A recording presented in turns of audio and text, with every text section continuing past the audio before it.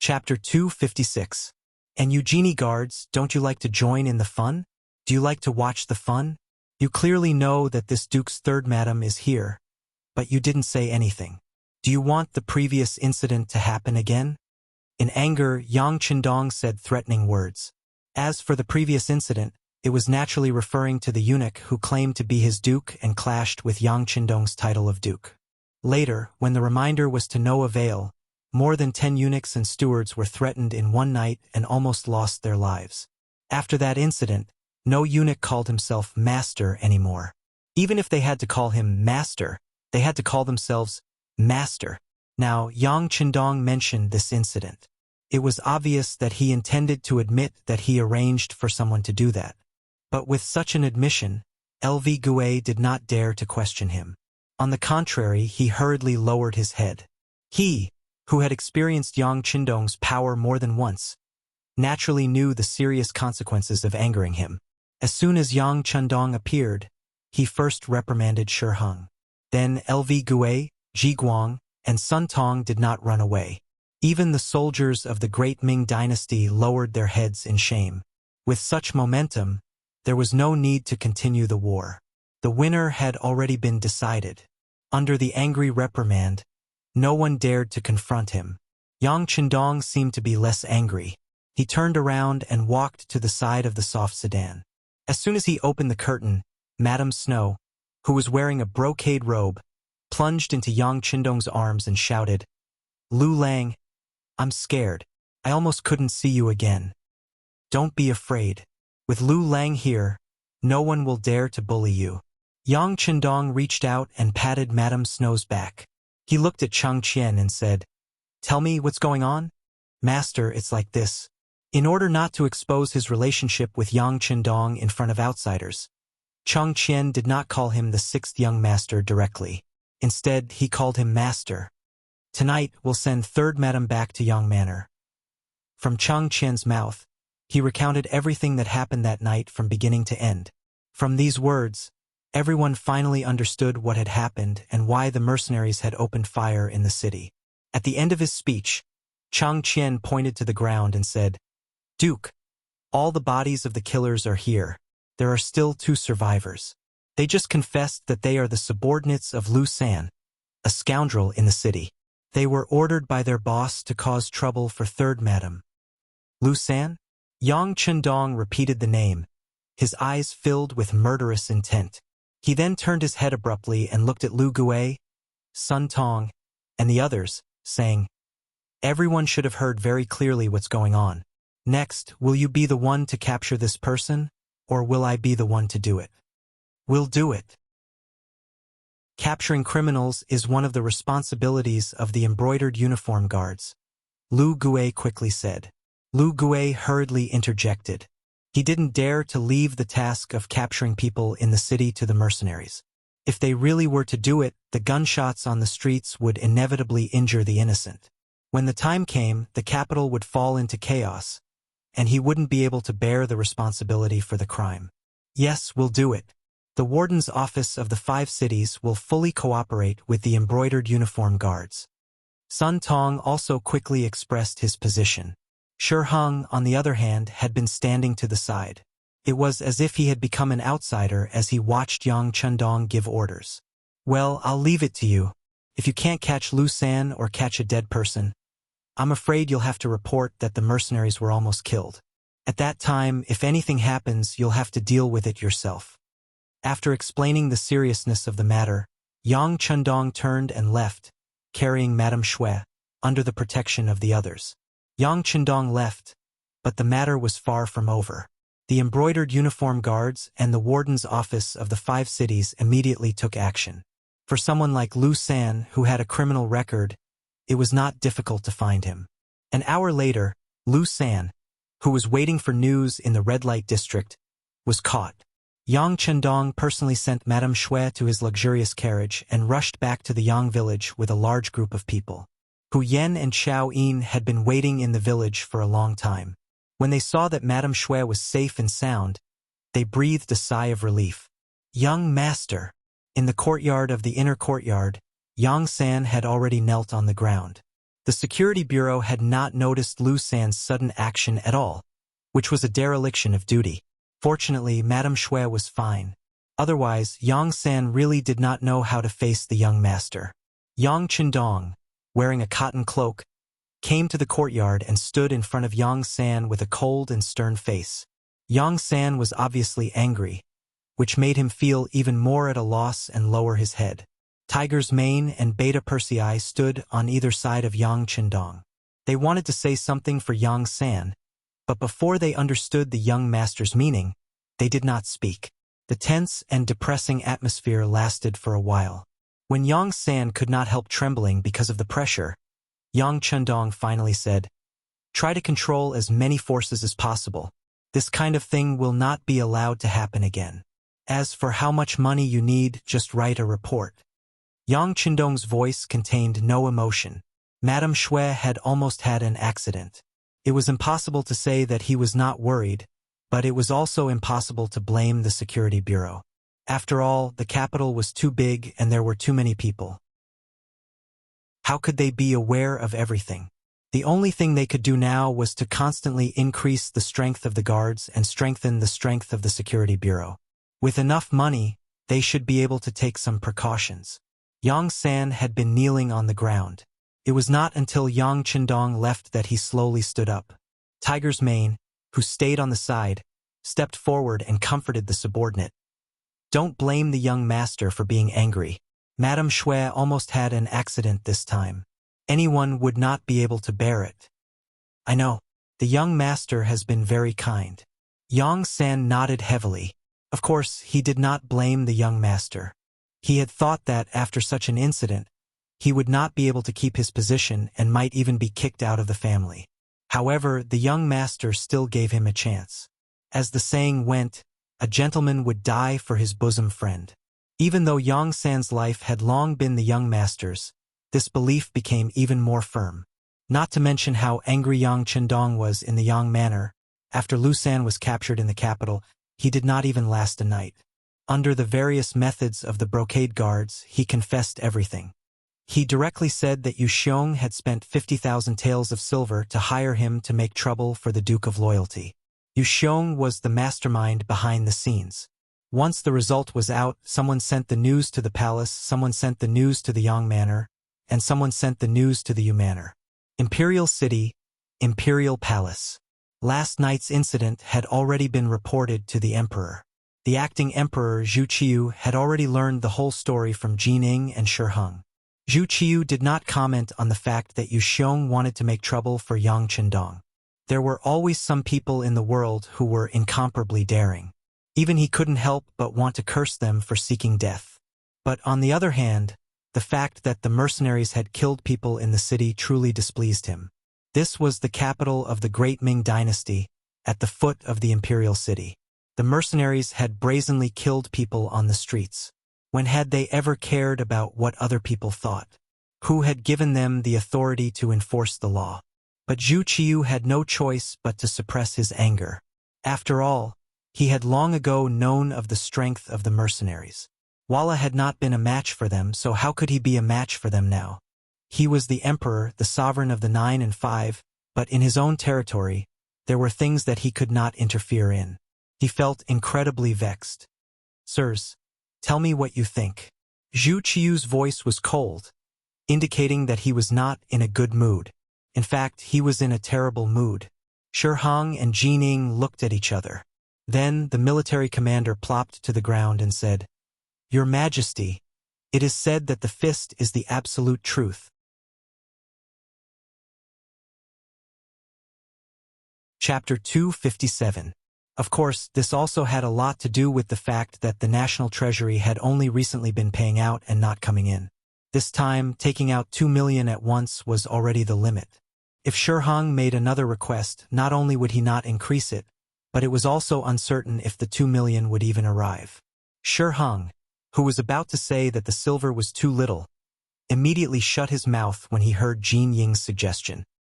He kowtowed to the ground and said, "Thank you, Your Majesty. This subject will immediately go and build a new army. I believe that it won't be long before the Great Ming's army returns to its former glory." Very good. Hearing Shi Heng's promise, Zhu Qiu's face finally revealed a trace of a smile. As long as he had a strong army, he wouldn't have to rely on or fear anyone. He could defeat Ingzong and unify the Great Ming.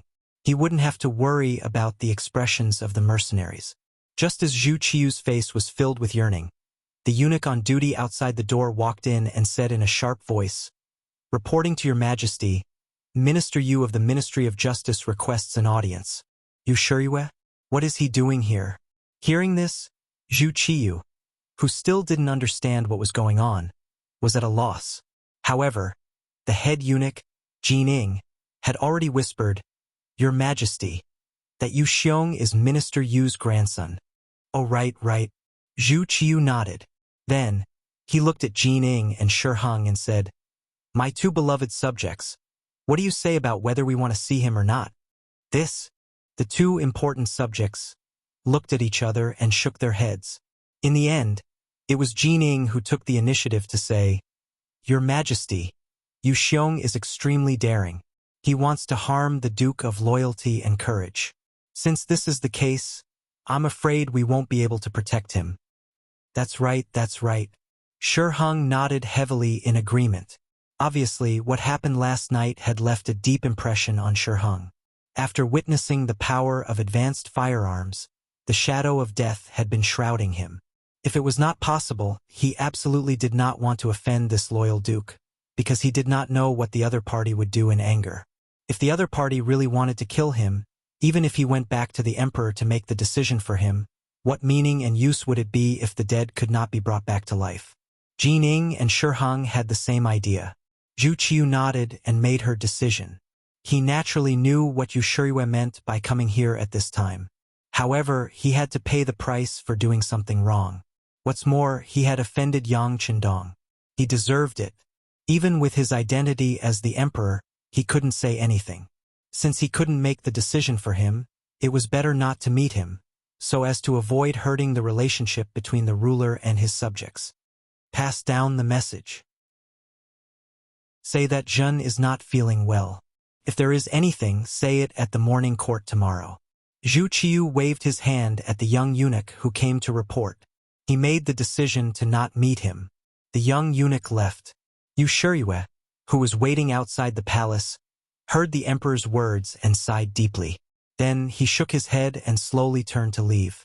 His grandson was extremely daring. He had actually taken the initiative to find trouble with the loyal duke. After learning of the matter, Yu Shiyue knew that things were not good.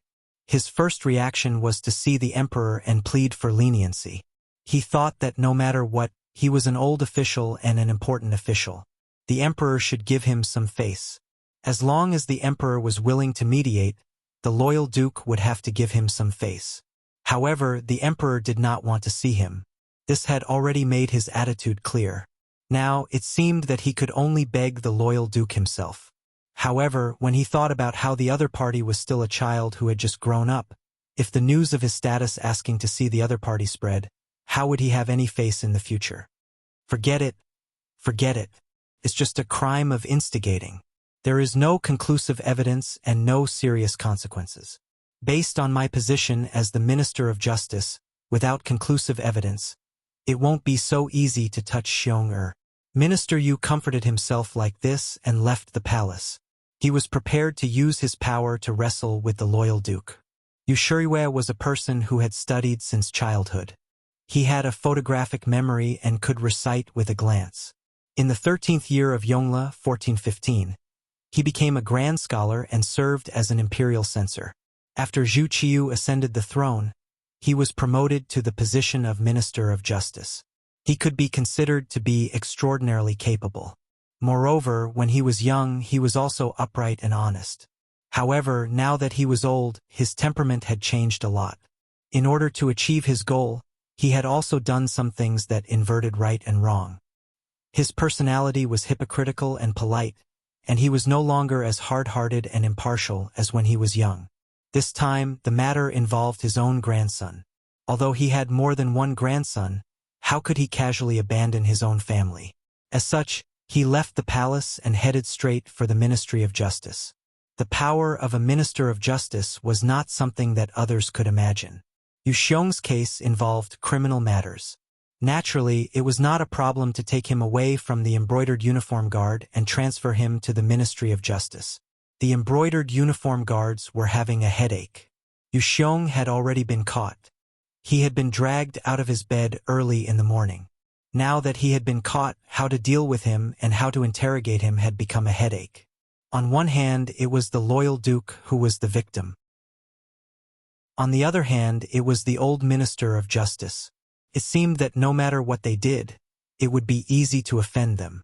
It was at this moment that a document from the Ministry of Justice arrived, requesting that the suspect, Yu Xiong, be sent to the Ministry of Justice for interrogation.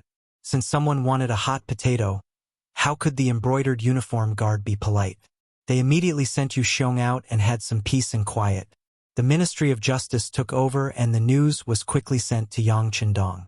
At this moment, the sixth young master was teaching students in the Yang Family Academy and imparting his new knowledge. Today, Yang Qindong was talking about the effects of gravity. He was teaching everyone that everything could be explained scientifically. Just as the lecture was in full swing and everyone was listening with great interest, Tiger's mane came and whispered something in Yang Qindong's ear. "Got it." Yang Qindong nodded and a faint smile appeared on his face. Then, he turned to the 101 students and said, "Today's lesson will end here. Everyone go back and review. If there's anything you don't understand, you can ask me tomorrow.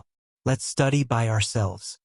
Under the respectful gazes of all the students, Yang Qindong left the academy. Outside the door, the head of the security bureau, Yang San, was already waiting. What happened? Yang Qindong took a wet towel and wiped his hands as he asked Yang San. "Young master, Yu Xiong was arrested early in the morning. Yu Shiyue went to the palace, but the emperor did not see him. However, after returning to the Ministry of Justice, he ordered people to take his grandson from the embroidered uniform guard to the Ministry of Justice and protect him. Because the people protecting him are all his trusted subordinates, they don't know what happened. However, it can be seen that they have no intention of compromising and are still holding on to hope."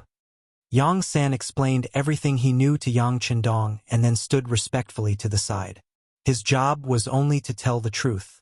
As for the specific decisions, it was up to the young master to make the decision. "Oh? Haha, this minister you wants to compete with this young master." Yang Qindong was not surprised at all. On the contrary, he chuckled. However, the smile quickly disappeared. "Did you find the person I asked you to find?" The so-called looking for someone referred to how Yu Xiong had forced her husband to write a letter of separation in order to protect himself in a foreign land in order to get a woman. A few days ago, when Yang Qindong met with Yu Xiong, he arranged for the security bureau to search for Yu Xiong. There should be news by now. "We found him. According to the young master's orders, he is coming to the capital under the protection of the security bureau. He will probably arrive tomorrow night," Yang San said with his chest puffed out. It was already a dereliction of duty that they did not receive any news of the attack on the third madam. Now, they could not allow any more mistakes. Not bad. Hearing that the person would arrive tomorrow night, Yang Qindong's face regained its confidence. Inform Assistant Minister Su that this young master wants to see him.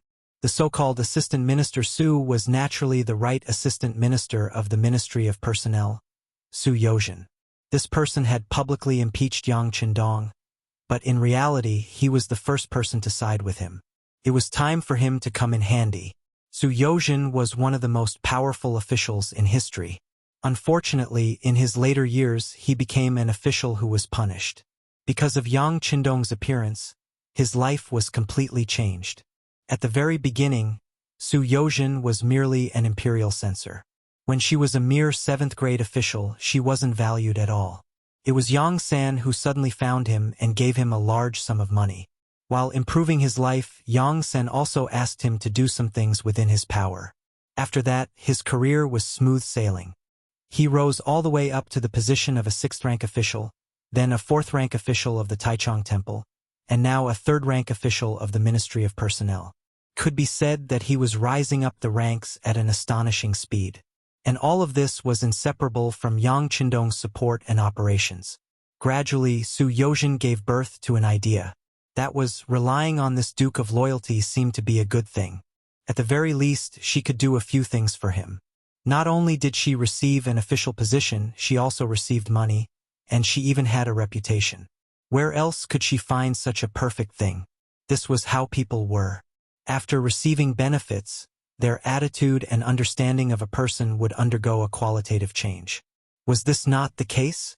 When Yang San informed Su Yozhen through the spies of the Security Bureau that the Duke of Loyalty had invited her, he quickly disguised himself and left the capital, arriving at the Yang family manor.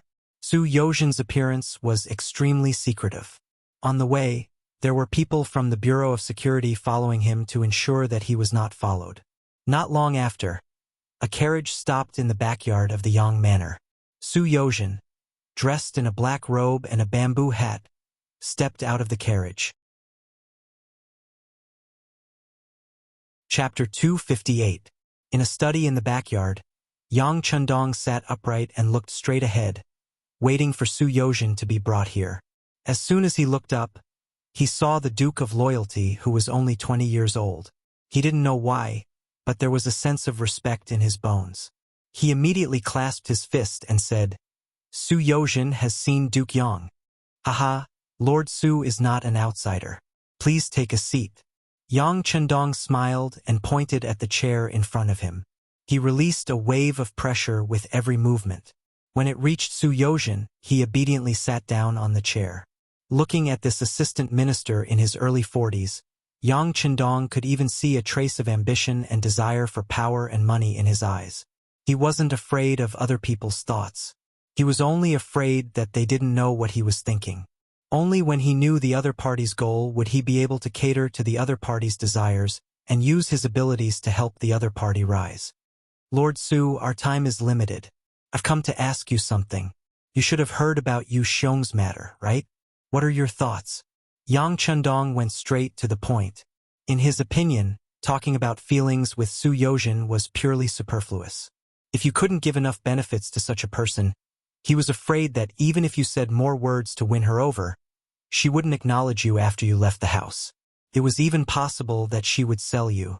When Su Yozhen heard Yang Qindong's straightforwardness, she was stunned at first, but she soon recovered her natural state. On the way here, Su Yozhen had seriously considered the reason why Yang Qindong wanted to see him. In the end, he concluded that it was because of Yu Xiong. How could it be so easy to wrestle with the current Minister of Justice? Although he had been promoted very quickly and was now the right assistant minister of the Ministry of Personnel, his foundation was still too shallow.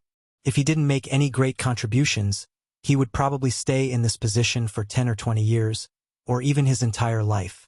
It was precisely because she knew her own situation that Su Yozhen hoped to have an opportunity to perform, and the matter between Yang Qindong and Yu Shuriwei was undoubtedly an opportunity. As long as she performed well, it was possible to gain a lot of benefits from it. Therefore, when Yang Qindong asked the question, Su Yozhen only hesitated for a moment before bluntly saying, "Yu Xiong is extremely daring. He actually dares to have crooked thoughts about the current duke. He should be killed as a warning to others." "Not bad." Yang Qindong smiled warmly, seemingly very satisfied with Su Yozhen's answer.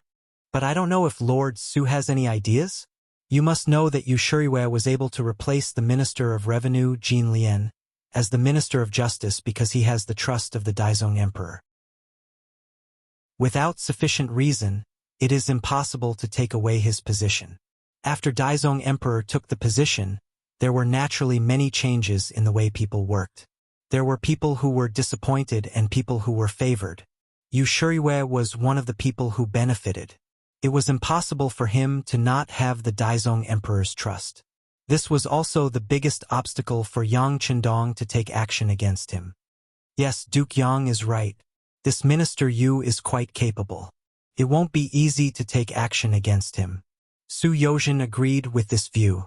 In his heart, he even felt that Yang Qindong going against Yu Shuriwei wasn't a wise move.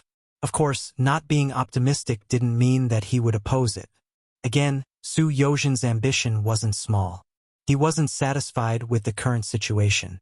What he needed was an opportunity. If the world was peaceful, there wouldn't be any opportunities. Only in troubled times would he be able to fish in troubled waters. Although he said it wouldn't be easy, he directly said that he wanted to take action against Yushiriwe. Could be seen that Su Yozhen had already made up his mind. Yang Chendong, who saw all of this, immediately understood the other's thoughts. He chuckled and said, "It may not be easy to take action against him, but if you disgust him and shake his authority, it is possible for Lord Su to take half a step forward." When he heard that he could take half a step forward, Su Yozhen's eyes immediately lit up. His voice trembled as he said, "What is Duke Yang's opinion? Can't be called an opinion. It's nothing more than the truth." Yang Chendong said with a smile and pushed a stack of papers in front of Su Yozhen. "Lord Su can take a look. These are all evidence of Yushiriwe's corruption and perversion of the law." The thick stack of papers recorded all the mistakes Fu Shiriwe had made when he was an official. The earliest one was recorded 10 years ago. Looking at this, Su Yozhen's forehead couldn't help but break out in a cold sweat. Who was this Duke of loyalty and courage? How could he find out so many things? Yu Xiong's matter had only just happened, but he had already made sufficient preparations. It was obvious that this wasn't done in a day. It was very likely that this was prepared long ago. In other words, this Duke of Loyalty should have some understanding of each of the ministers, and should have investigated the past of all of them. Didn't that mean that some of his weaknesses were in this person's hands? At this moment, Su Yozhen suddenly felt a sense of fear towards Yang Chendong. His current achievements were all due to this person. If one day he offended him, he was afraid that he would lose everything at any time. These papers allowed Su Yozhen to see how terrifying Yang Chendong was. When he spoke, he was naturally a lot more cautious. "Yes, Duke Yang. With these things, it is enough to make Yu Shangshu uncomfortable. But still, he was promoted not long ago and has the trust of Emperor Daizong. If you want to take action against him, I'm afraid." Without waiting for Su Yozhen to finish, Yang Chendong said, "Isn't Lord Su also deeply trusted by the emperor? Furthermore, we are only trying to sway him, not take him down. If we do well, I believe that Lord Su will have no problem becoming the left assistant minister from the Ministry of Personnel to the Ministry of Justice." Su Yozhen sucked in a breath of cold air when he heard this, and his expression became much more nervous. Right now, he was the right assistant minister of the Ministry of Personnel. Even though his official position was the same as the left assistant minister, He Yuan, he was still half a step behind. For example, if the current Minister of Personnel, Wang Zhi, stepped down, logically speaking, He Yuan would take over his position and not Su Yozhen. This was the direct difference between the right assistant minister and the right assistant minister. In other words, even though the position of the left assistant minister was still a rank 3 official, in reality, he had the possibility of taking a step forward and becoming a minister. It was no wonder that he was so excited when he heard this. Is this possible? Su Yozhen asked with a trace of uncertainty. However, his eyes were fixed on Yang Chendong, as though he was afraid that he would say the word impossible. "Why is it impossible?" With a smile on his face, Yang Chendong took out a piece of paper and handed it to Su Yozhen. "These are some of the things that the current left assistant minister of the Ministry of Justice has done. It shouldn't be difficult to take him down based on this. As for whether Lord Su will be able to get what you want, that will depend on your own methods. You should know that if I were to step in, it would only produce the opposite effect.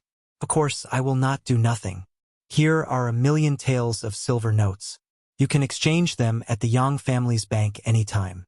This can be considered as a congratulatory gift for Lord Su's promotion to the left assistant minister of the Ministry of Justice." A stack of silver notes was pushed in front of Su Yozhen just like that, along with 2 thick pieces of evidence. For Su Yozhen to be able to become a powerful official in history, his abilities were not to be doubted. As long as someone like him was given a chance to display his abilities, he would definitely soar to the top. With money and evidence, Su Yozhen's heart thumped. At this moment, he seemed to be able to see his future as an official. With a red face and a racing heart, he reached out and put away the items one by one. Then, He cupped his hands and said to Yang Qindong, Duke Yang, Yozhen thanks you for your help. In the future, your needs will be my needs. Haha, Lord Su, there's no need to be so polite. We're already on the same boat. As long as I'm fine, I can guarantee Lord Su's safety and prosperity. Laughing heartily, Yang Qindong pulled Su Yozhen onto his boat. He believed that with the evidence of the two officials, Su Yozhen wouldn't have the courage to fall out with Yang Qindong. If he really did that, he didn't know if anything would happen to the Duke of Loyalty, but he would definitely be dead. Su Yozhen left. When he left, his steps were much bolder than when he came. Seeing that the guest had left, Tiger's Mane walked up and asked with a cautious tone, Young master, isn't it too much to give him 1,000,000 taels? Not much. In the future, his usefulness will be far greater than this number. Yang Qindong said with confidence. With so many properties, the thing he didn't lack the least was money. As long as a problem could be solved with money, it naturally wouldn't be a problem. Ministry of Justice Yamen. Yu Xiong was brought here and quickly received different treatment. It wasn't like when he was locked in the brocade guard's cold iron window. Instead, he was in a clean and tidy single room, and there was food and drink available. What kind of joke was this? The grandson of his immediate superior was locked up here, so he should enjoy special treatment. Not to mention, until now, the case hadn't been determined. As soon as Yu Xiong appeared here, he was no longer in the sorry state he was in when he was caught by the brocade guard in the morning. Instead, he ate lavishly and threw all his worries to the back of his mind. His grandfather wouldn't leave him alone. After knowing this, he could rest assured. Lu San, who was caught together with him, received inhuman treatment in the prison of Ministry of Justice. He had basically been tortured by all kinds of torture. A layer of his skin had been peeled off, so he changed his statement and took the responsibility of dealing with Madame Snow alone. After Lu San changed his statement, Yu Xiong basically had nothing to do. He just needed to wait for the case to be settled, and then he could go home openly and continue to be a tyrant. Chapter 259. Yu Shuriyue had changed his usual position and was now the head of the Ministry of Justice. His intention to protect his grandson was very obvious. The reason he did this was not only because he loved his grandson, but more importantly, he had heard some news from the palace. It was said that someone did not like the Duke of Loyalty and wanted to teach him a lesson. It was this news that gave Yu Shuriyue confidence. He also wanted to take the opportunity to show off in front of that person that he was not afraid of the Duke of Loyalty. On the contrary, he dared to go against him. By doing this, he could make that person satisfied and think highly of him. He could also gain the reputation of not fearing power and protect his grandson's safety. By killing 3 birds with 1 stone, Yu Shuriyue's determination was clearly felt by every official of the Ministry of Justice. Lu San had changed his testimony. Everything had gone smoothly. From the beginning of the matter until now, the Duke of Loyalty had not intervened or done anything. This instinctively gave Yu Shuriyue a thought. The Duke of Loyalty was afraid. He was not as powerful as people said he was. At this moment, a large net was falling over Yu Shuriyue's head. It was a pity that he did not know about it and was still feeling complacent about the results in front of him. In an outer courtyard not far from the palace, Su Yozhen was standing respectfully in a room as warm as spring. He seemed to be looking straight ahead, but from the corner of his eyes, he would inadvertently fall on the chief eunuch, Jin Ing, who was sitting opposite him with a serious expression. Speaking of the relationship between Su Yozhen and Yang Qindong, not many people knew about it. On the contrary, based on some of their past, everyone thought that they should be enemies. Just like the initial impeachment, that was the use of swords and spears. Even the recommendation later was interpreted by others as him trying to use flattery to deal with Yang Qindong. It was only because his luck was too good that it was resolved. It was because of these past events that Su Yozhen was able to walk the path of Jin Ing and not be suspected by others. Not only that, but because he knew the way of an official and often gave gifts to Jin Ing, he had become one of his trusted aides. With this relationship, it was not difficult for Su Yozhen to see Jin Ing. What's more, when he came this time, he even brought some extremely confidential documents with him. From the moment he gave it to Jining, her expression had been very solemn. Almost an hour had passed, but Jin Ying's furrowed brows showed no signs of relaxing. After about half a cup of tea's time, Jining let out a long sigh and put down the manuscript. She looked up at Su Yozhen, who was standing there respectfully, and asked, "Where did these things come from?" "A merchant paid a high price for it." You also know that in this world, as long as there is money, there are few things that cannot be done. Su Yozhen's face was full of respect, and she spoke very carefully. "Merchant?" Jining didn't understand at first, but then she nodded. "That's right. The Duke of Loyalty isn't completely loyal. As long as you give him enough money, it's possible to get some of his secrets. But what does he want to do with these things?" Jining held the documents that recorded all the mistakes that Yushuriwe had made since he became an official. She knew very well that if these were made public, this Minister of Justice's career would be over.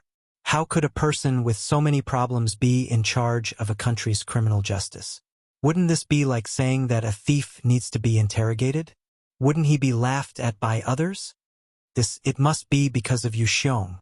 After all, as the mastermind behind the scenes, he almost hurt the third madam of the Duke of Loyalty.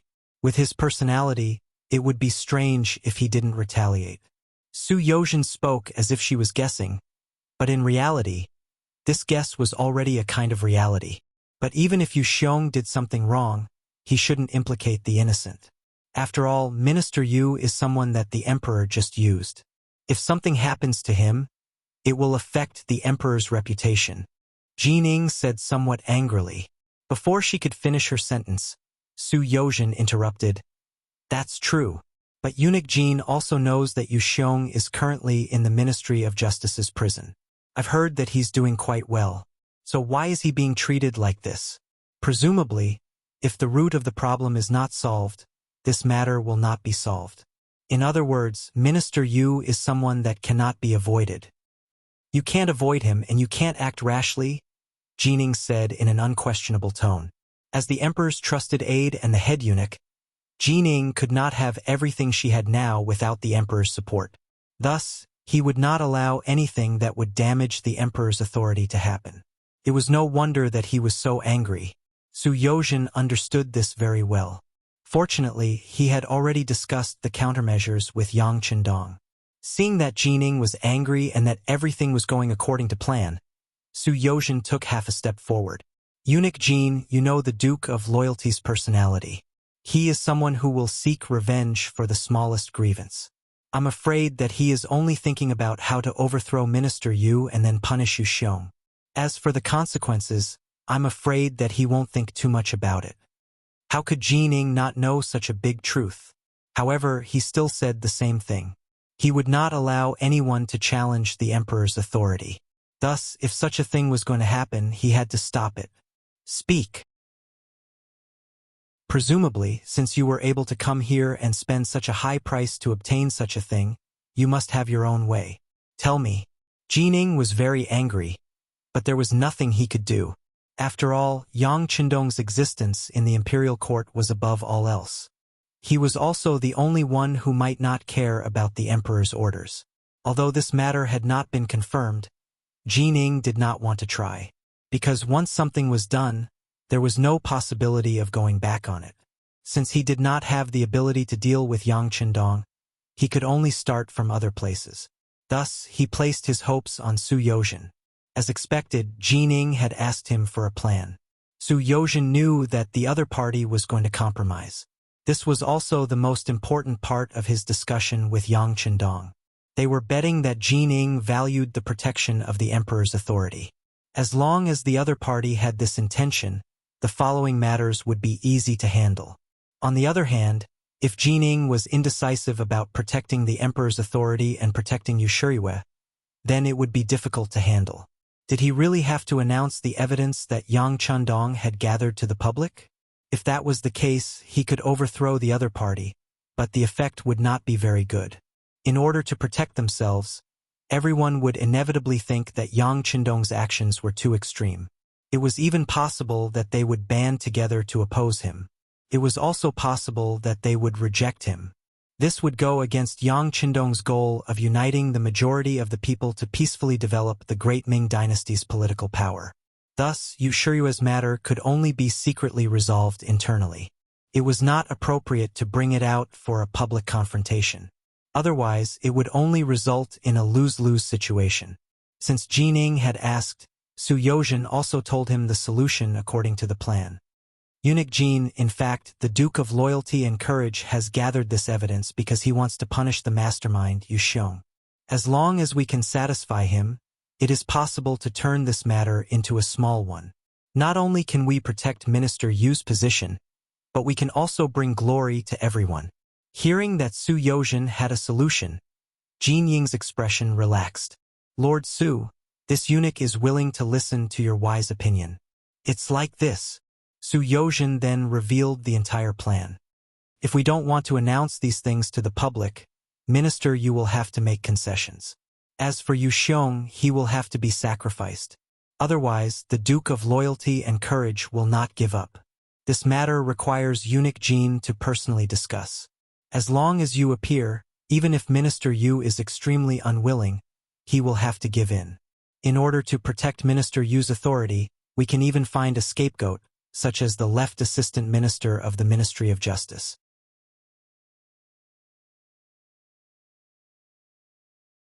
Chapter 260. Yes, I'll have to trouble Eunuch Jin to help me with everything. Yozhen will remember this. Su Yozhen appeared to be overwhelmed by the favor, but her heart was already blooming with joy. He knew that if Jining could directly request for a position, it meant that the matter was at least 70% complete. Acting as a middleman and paying 500,000 taels of silver to obtain the position of left assistant minister of the Ministry of Justice was originally planned by Yang Qindong. It was also a part of his plan. He even had to do this. Even if he couldn't obtain the position, he still had to state his request. Otherwise, why would a person meddle in other people's business? If there were no benefits at all, his original intentions would be suspected by others. On the contrary, if he had a request, his motive would be much simpler. At the very least, no one would suspect that there was something fishy between Su Yozhen and Yang Qindong. In short, it was just one sentence to express his request. It would be best if he succeeded, but if he didn't, he would be cleared of suspicion. Wouldn't that be the best of both worlds? Now, it seemed that things were developing in the best direction. After the discussion, the two of them quickly began to carry out their plan. First, Jining appeared in the prison of the Ministry of Justice. Then, Su Yozhen paid a visit to the Hu residence. After the attack on the third madam of the Duke of Loyalty and Courage, their actions were quickly noticed by people with ulterior motives. After all, regardless of whether it was the Yu family or the Hu family, they were in fact closely related to what happened. At this moment, anyone who came into contact with them could make other explanations and speculations. However, these were merely guesses. As for what exactly happened, no one knew. They only knew that when Jining left the Ministry of Justice Yamen, Yu Shiyue didn't personally send her off. On the contrary, when Su Yozhen left the Hu residence, Hu Zhongning escorted her all the way out. After Hu Zhongning sent Su Yozhen out, he returned to his own study. His father, Hu Xiao, was already seated and waiting. Father! Upon seeing Hu Xiao, Hu Zhongning immediately revealed an extremely respectful expression. It was a respect that came from the bottom of his heart. Take a seat. Seeing that his eldest son had returned to the study, Hu Xiao nodded lightly. It wasn't until his son sat down on the chair opposite him that he said in a teaching tone, "Come and analyze this matter. What exactly is going on?" Wonderful! Hu Zhongning expressed his appreciation for Yang Qindong with words of praise. What kind of magic? Hu Xiao's expression did not change, but in his heart, he admired his eldest son's political awareness. Just from this sentence, he could tell that his son seemed to have seen the essence of the matter. Father. Chun Dong took advantage of the situation and used a roundabout method to punish the audacious Yu Xiong and attack Yu Shiyue's authority at the same time. More importantly, he planted an important spy in the Ministry of Justice. This is killing 3 birds with 1 stone. Once he's done, he still has to owe him a favor. Isn't that great? Hu Zhongning said in an excited tone. In fact, there was also the matter of his promotion. That was killing 4 birds with 1 stone. However, Hu Chongning was not fond of publicity, so he purposely left out one thing. Not many people knew that Su Yozhen was Yang Qindong's subordinate, but Hu Xiao and Hu Zhongning knew. They even knew that this person's impeachment and subsequent recommendation had been ordered by Yang Qindong. That was why this person had been promoted like a rocket. However, although he was the right assistant minister of the Ministry of Personnel and seemed to hold a high position, his usefulness was very limited. This was because both the Minister of Personnel, Wang Zhi, and the left assistant minister, He Wenyuan, had a good impression of Yang Qindong. In this department, there was no point in assigning more people. It was inevitable that someone would jump out. This time, he had made use of the opportunity to insert himself into the situation. The promotion of the right assistant minister of the Ministry of Personnel to the left assistant minister of the Ministry of Justice meant that Yang Qindong had an important spy in the Ministry of Justice. With time, it would not be difficult for him to nurture a trusted subordinate. Very good. Ninger has grown up. Your father is very gratified to see this. However, I don't know if you've thought about what he's trying to do. If he's just trying to protect himself, he could just be like duking and keep a low profile. However, his current actions have clearly exceeded the scope of an official. What is he trying to do? Hu Xiao agreed with Hu Zhongning's analysis. However, after living for so long and seeing so many things, he was still able to see the essence of the matter. That was what was Yang Qindong trying to do? What was he trying to do? Hu Zhongning was also stunned by this question. That's right. If he was only after glory, splendor, wealth, and status, he should already have everything. Why was he still scheming? Could it be that he was only retaliating because Yu Xiong had provoked him this time? If that was the case, then he could have publicized the evidence he had given Su Yozhen to the world. That way, he would be able to vent his anger and take revenge. However, he had not done so. Instead, he had used this opportunity to allow Hu Zhongning and Su Yozhen to advance. This action was rather thought-provoking. Let's not talk about what Hu Xiao and Hu Zhongning had said behind closed doors. On the morning of the second day after Jining and Su Yozhen made their move, a person had come to the entrance of the Ministry of Justice to complain. He had repeatedly accused Yu Xiong, saying that Yu Xiong had stolen his wife and forced him to leave his hometown. At the same time, he had also provided a confession. The details on the confession were very detailed. There were all the necessary witnesses and material evidence. It was an ironclad case. There were many citizens of the capital accompanying the person who had filed the complaint. There were many onlookers. In an instant, the matter had become a hot topic. Even if the Ministry of Justice wanted to suppress it, they could not do so. With this new case, the treatment of Yu Xiong, who had still been abusing his power in prison, immediately changed. He was moved from a single cell to an ordinary cell. Not only were there many prisoners there, but the smell was also very unpleasant. Faced with such an environment, Yu Xiong was naturally puzzled. He shouted out his identity. "My grandfather is the Minister of Justice. How dare you treat me like this?" It would have been better if he had not said this. As soon as he said this, the prisoners in his cell looked at him with even more ferocious gazes.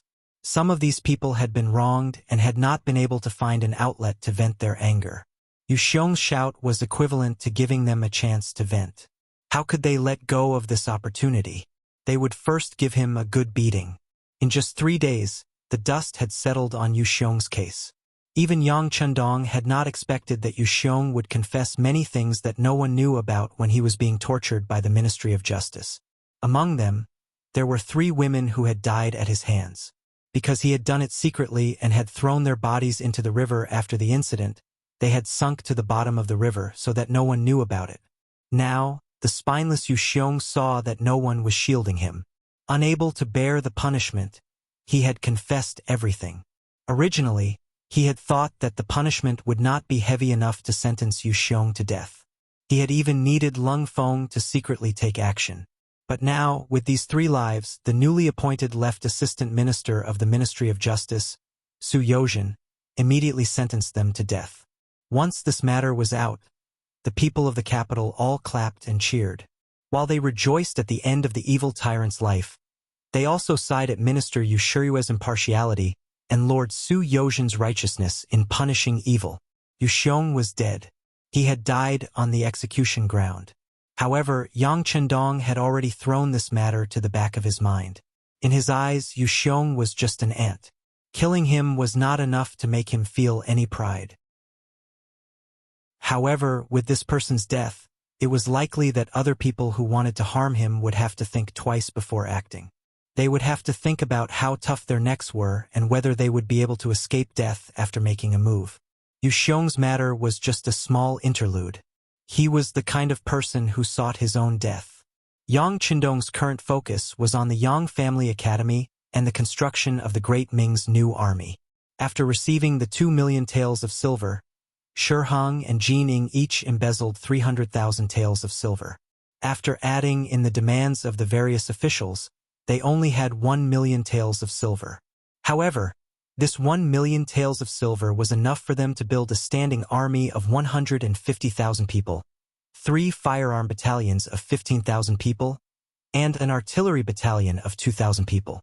1 million taels of silver was enough to accomplish these things. It was all thanks to the Ming dynasty's military household system. As the saying went, once a person entered a military household, they would be a military household for generations to come. In other words, once a person was recognized as a soldier, their sons could only be soldiers and their daughters could only marry soldiers. It was also this measure that ensured that the number of soldiers in the Great Ming Dynasty's army was always maintained at a very high level. There were articles that recorded that during the Great Ming Dynasty, the standing army in the country was always more than 1.5 million people. Among them, the military household system played an important role. Looking at the information sent to him by the Security Bureau, Yang Chendong knew that the road ahead was full of thorns. Disregarding everything else, just the large number of soldiers was not easy to deal with. They were all Han people and they were all from the same ancestor. Could he bear to kill all of them? Not to mention, he did not have the ability to do so right now. Yang Chendong wanted the Great Ming Dynasty to become the center of the world and the Great Ming Dynasty civilization to become the ancestor of human civilization. In the future, no matter where a Han person went, they would be respected and looked up to by others. This would require the support of countless people, and they would definitely not allow a major event like internal strife to happen. However, there were some things that did not depend on one's own will. When someone hated you and wanted to kill you, it was not something that could be resolved just by giving them some benefits. After pondering for a moment, Yang Chendong gave a secret order to his most trusted subordinate, Tiger's man. Let's do this. Find a merchant to find Yang Guang. No matter what, the position of general of the artillery battalion must be taken by him. Don't be stingy with money. This is very important for our safety. If a person wanted to accomplish great things, help others and bring everyone to power, they had to meet one condition, and that was absolute safety. Looking at the new army of the Great Ming Dynasty, regardless of whether it was ordinary soldiers or elite firearms battalion, Yang Chendong did not care about them at all. With the large warehouse that could be entered at any time, if they provoked him, he could casually take out some new weapons and deal with them without a problem. However, the artillery battalion was annoying. Chapter 261. After all, Yang Chendong was immortal, and the Yang Manor was not an impenetrable fortress. If the artillery battalion really set their sights on him, the consequences would be unimaginable. This was the most annoying thing. Yang Chendong had come into contact with Yang Guang a few times and found that he was a man of few words. However, he was a loyal and considerate person who valued loyalty greatly. If Yang Chendong could spend some money to befriend him, he could at least warn him in advance, even though he couldn't make him disobey the orders of his superior or even the acting emperor at a critical moment. This way, he would have more time to react, and an additional layer of protection for his life. Tiger's mane nodded after receiving the order. Young master, don't worry. I'll go to the security bureau and find a clever person to disguise himself as a wealthy businessman to support Deputy Commander Yang. But young master, our men have discovered that guard Captain Aikshong is wantonly moving through the capital. I've heard that he's spent a large sum of money, and our men have learned that he's already heading for the sea. It seems like he's planning to return to Japan and get reinforcements. Young master, do you want us to intercept and kill him on the way or inform Commander Gao Xiong and have him take care of the problem at sea? No need. Let him do as he pleases. Also, inform Gao Xiong and tell him not to make things difficult for the messenger. If it's necessary, you can say some words of support, but don't take any practical actions. Speaking of this issue, Yang Qindong's face regained its indifferent smile. Because of Junko, Ikegami Yuki failed in his pursuit, and the head of the diplomatic mission, Aoki Yuki, was held accountable and imprisoned in the Ministry of Rights. Although there was no imperial order to condemn him, everyone could see that he was simply being held in a different place. Naturally, it was Yang Qindong's intervention that led to the current situation. During the new year, when he went to see his father-in-law and grandfather, he openly said that he would definitely teach Aoki Yugue a lesson and let him know that the Great Ming Dynasty was not Japan. He would not be able to do whatever he wanted. It was Yang Qindong who had expressed his stance, and Aoki Utakai had been detained by the law enforcement officials of the Ministry of Rights. And because Yang Qindong had spent a lot of money, neither the Ministry of Justice nor the embroidered uniform guards had interfered. As a result, even though Qi Shang, the captain of the guards, had done a lot, the situation had not been alleviated or resolved. Since the matter couldn't be solved, Qi Shang made a foolish decision. He reported the matter to his country and asked his country to step forward and pressure the Great Ming Dynasty. Perhaps it was because he had been in Japan for a long time, coupled with the fact that he was a samurai, it was difficult for him to look down on other countries. In short, he had made up his mind. And this was exactly what Yang Qindong wanted to see. This was the result he wanted. Japan was one of the countries that the Great Ming Dynasty had decided not to conquer. If they wanted to deal with them, they would need an excuse. Princess Junko was a fuse. If he kept this person by his side, the rulers of Japan would definitely not tolerate it.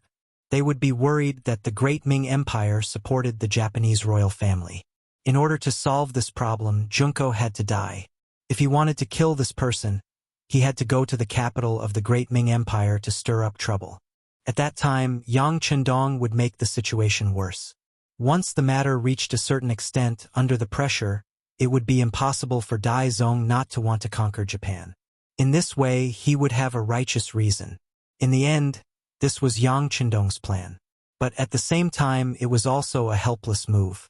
Japan was an island country, and its coastline was so long that even Yang Shi's navy couldn't do anything about it. They couldn't completely block it, so they might as well not block it. Let them take the initiative to cause trouble, and then fight back openly. Tiger's Mane didn't quite understand Yang Qindong's words, but out of absolute trust in the young master, he nodded happily. Okay, young master, I will give the order to Commander Gao Xiong in your name. Soon after the new year, the snow and ice in the capital began to melt. After the spring breeze, everything began to recover, and the land began to see green again. The weather became warmer and warmer, and the people in the capital began to take off their winter clothes.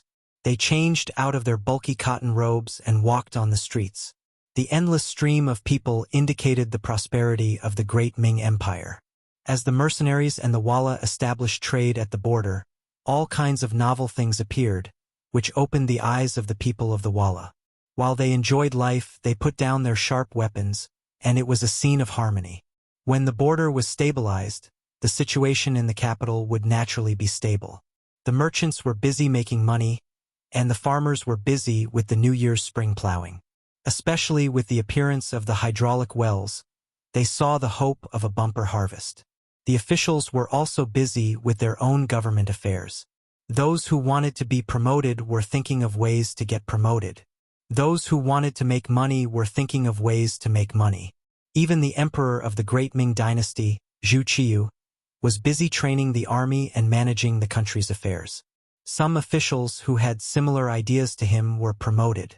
Some stubborn officials were either left idle or demoted. The power was slowly gathering in his hands. Yang Qindong observed all these changes as if he was an outsider. Other than reading the intelligence sent by the Security Bureau every day, he spent most of his time teaching the students of the Yang Family Academy. After nearly 2 months, more than 60 people were eliminated from the original 101 people, and only 2/5 of them were left. Among the people who left, some of them couldn't keep up. Originally, they wanted to use the name of the Duke of Loyalty and the East Marshal to fish in troubled waters and make a name for themselves. Then, with the title of this person's student, it could be imagined that it would be much easier to mingle in the officialdom. There were also some people who really had the idea of learning. After all, the person who could make such a majestic poem like Snow of the Yang Family Village must have great strength. But when they really learned it, they knew that he taught more about numbers, physics, chemistry, and science. And in the big environment where only Confucianism was respected, these were nothing more than heterodox methods, and it was difficult to be recognized by the orthodox. Since they couldn't be recognized, they simply stopped learning. The third part of the people who left were those who didn't have enough IQ or couldn't bear the hardships. This was because the Yang Family Academy required students to run every day and stand in military posture. Under this semi-militarized management, some of the young people who only knew how to study were unable to bear it. In the end, because they made too many mistakes, their military posture was taken away and they had to leave. Most of them left, and 2/5 of them were the elites among them. Among them, Yang Qindong did find a lot of good seedlings. While he carefully observed, he also guided them according to their individual advantages, making the learning atmosphere of the people who stayed very high. It was worth mentioning that Junko actually relied on her own ability to persist until now. Originally, Yang Qindong accepted Junko as a student because he wanted to put her in his sight. After all, he still needed her in the future, so he casually accepted her. When he made this decision, he was also prepared to let her go and force her to stay if she couldn't hold on at any time. But unexpectedly, although Junko was young, her body was full of tenacity, and she was one of the best in all kinds of assessments and studies. Not only did she not rely on Yang Qindong to stay, but she also became a goddess in the eyes of many men. More than half of the male students secretly liked her, including Wang Si, the grandson of the minister of the Ministry of Personnel, Wang Ji. Junko's fluent Mandarin, coupled with her beautiful face and lively personality, made Wang Si unable to extricate himself. Junko clearly knew all of this, but she didn't point it out. She didn't agree or disagree, but instead kept a distance from the people who liked her. Today, she took the initiative to say a few words to you, but tomorrow or the day after, she might ignore you for a few days. This kind of performance had once caused many male students to be unable to study normally. Humph! This is their innate charm. After hearing Tiger's Mane's report and thinking of the things they produced in the future, and the Aoi people who were often mentioned by Chinese men, this Junko was obviously their ancestor. It wasn't a crime for a person to be beautiful, but if they wanted to use this power to stir up trouble in his territory, Yang Qindong couldn't tolerate them. Tiger's Mane, spread the news that Junko is a girl from Japan. No matter who marries her, in the future, he will have to follow her to Japan and become her son-in-law. Even the children born in the future will have to follow her family name. Yang Qindong winked at Tiger's Mane, revealing a deep meaning in his eyes. Tiger's Mane immediately understood and immediately said, "Young master, don't worry, I will do it right away." Tiger's Mane complied, and only an hour later, Junko appeared outside Yang Qindong's study with a beautiful face. With a wronged expression on her face, Junko didn't dare to take a step forward. These days, she more or less understood this Dong Shui in people's eyes. This person seemed to be very kind, but he had a sense of propriety and bottom line when doing things. For example, this study was not a place she could enter and leave at will. She remembered that once, she inadvertently wanted to take advantage of Yang Qindong's absence to take a look, but when she came to the door, a sharp knife was placed on her throat. Junko didn't even know when the other person appeared, but she felt a boundless killing intent. Under this kind of killing intent, she was afraid. Junko had a feeling that if she really dared to take a step forward, she was afraid that her head would be separated from her body, and she would die. After that incident, Junko became a lot more well-behaved. She also had a clearer understanding that Dong Shui, who always had a smile on his face, was not only the idol of many women, but also a demon who killed without batting an eyelid.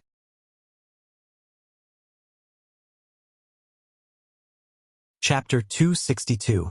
Logically speaking, after knowing that he was a devil, the most important thing to do was to leave. Captain Kobayashi had told her more than once that he didn't find anyone watching her. But for some reason, Junko didn't want to leave.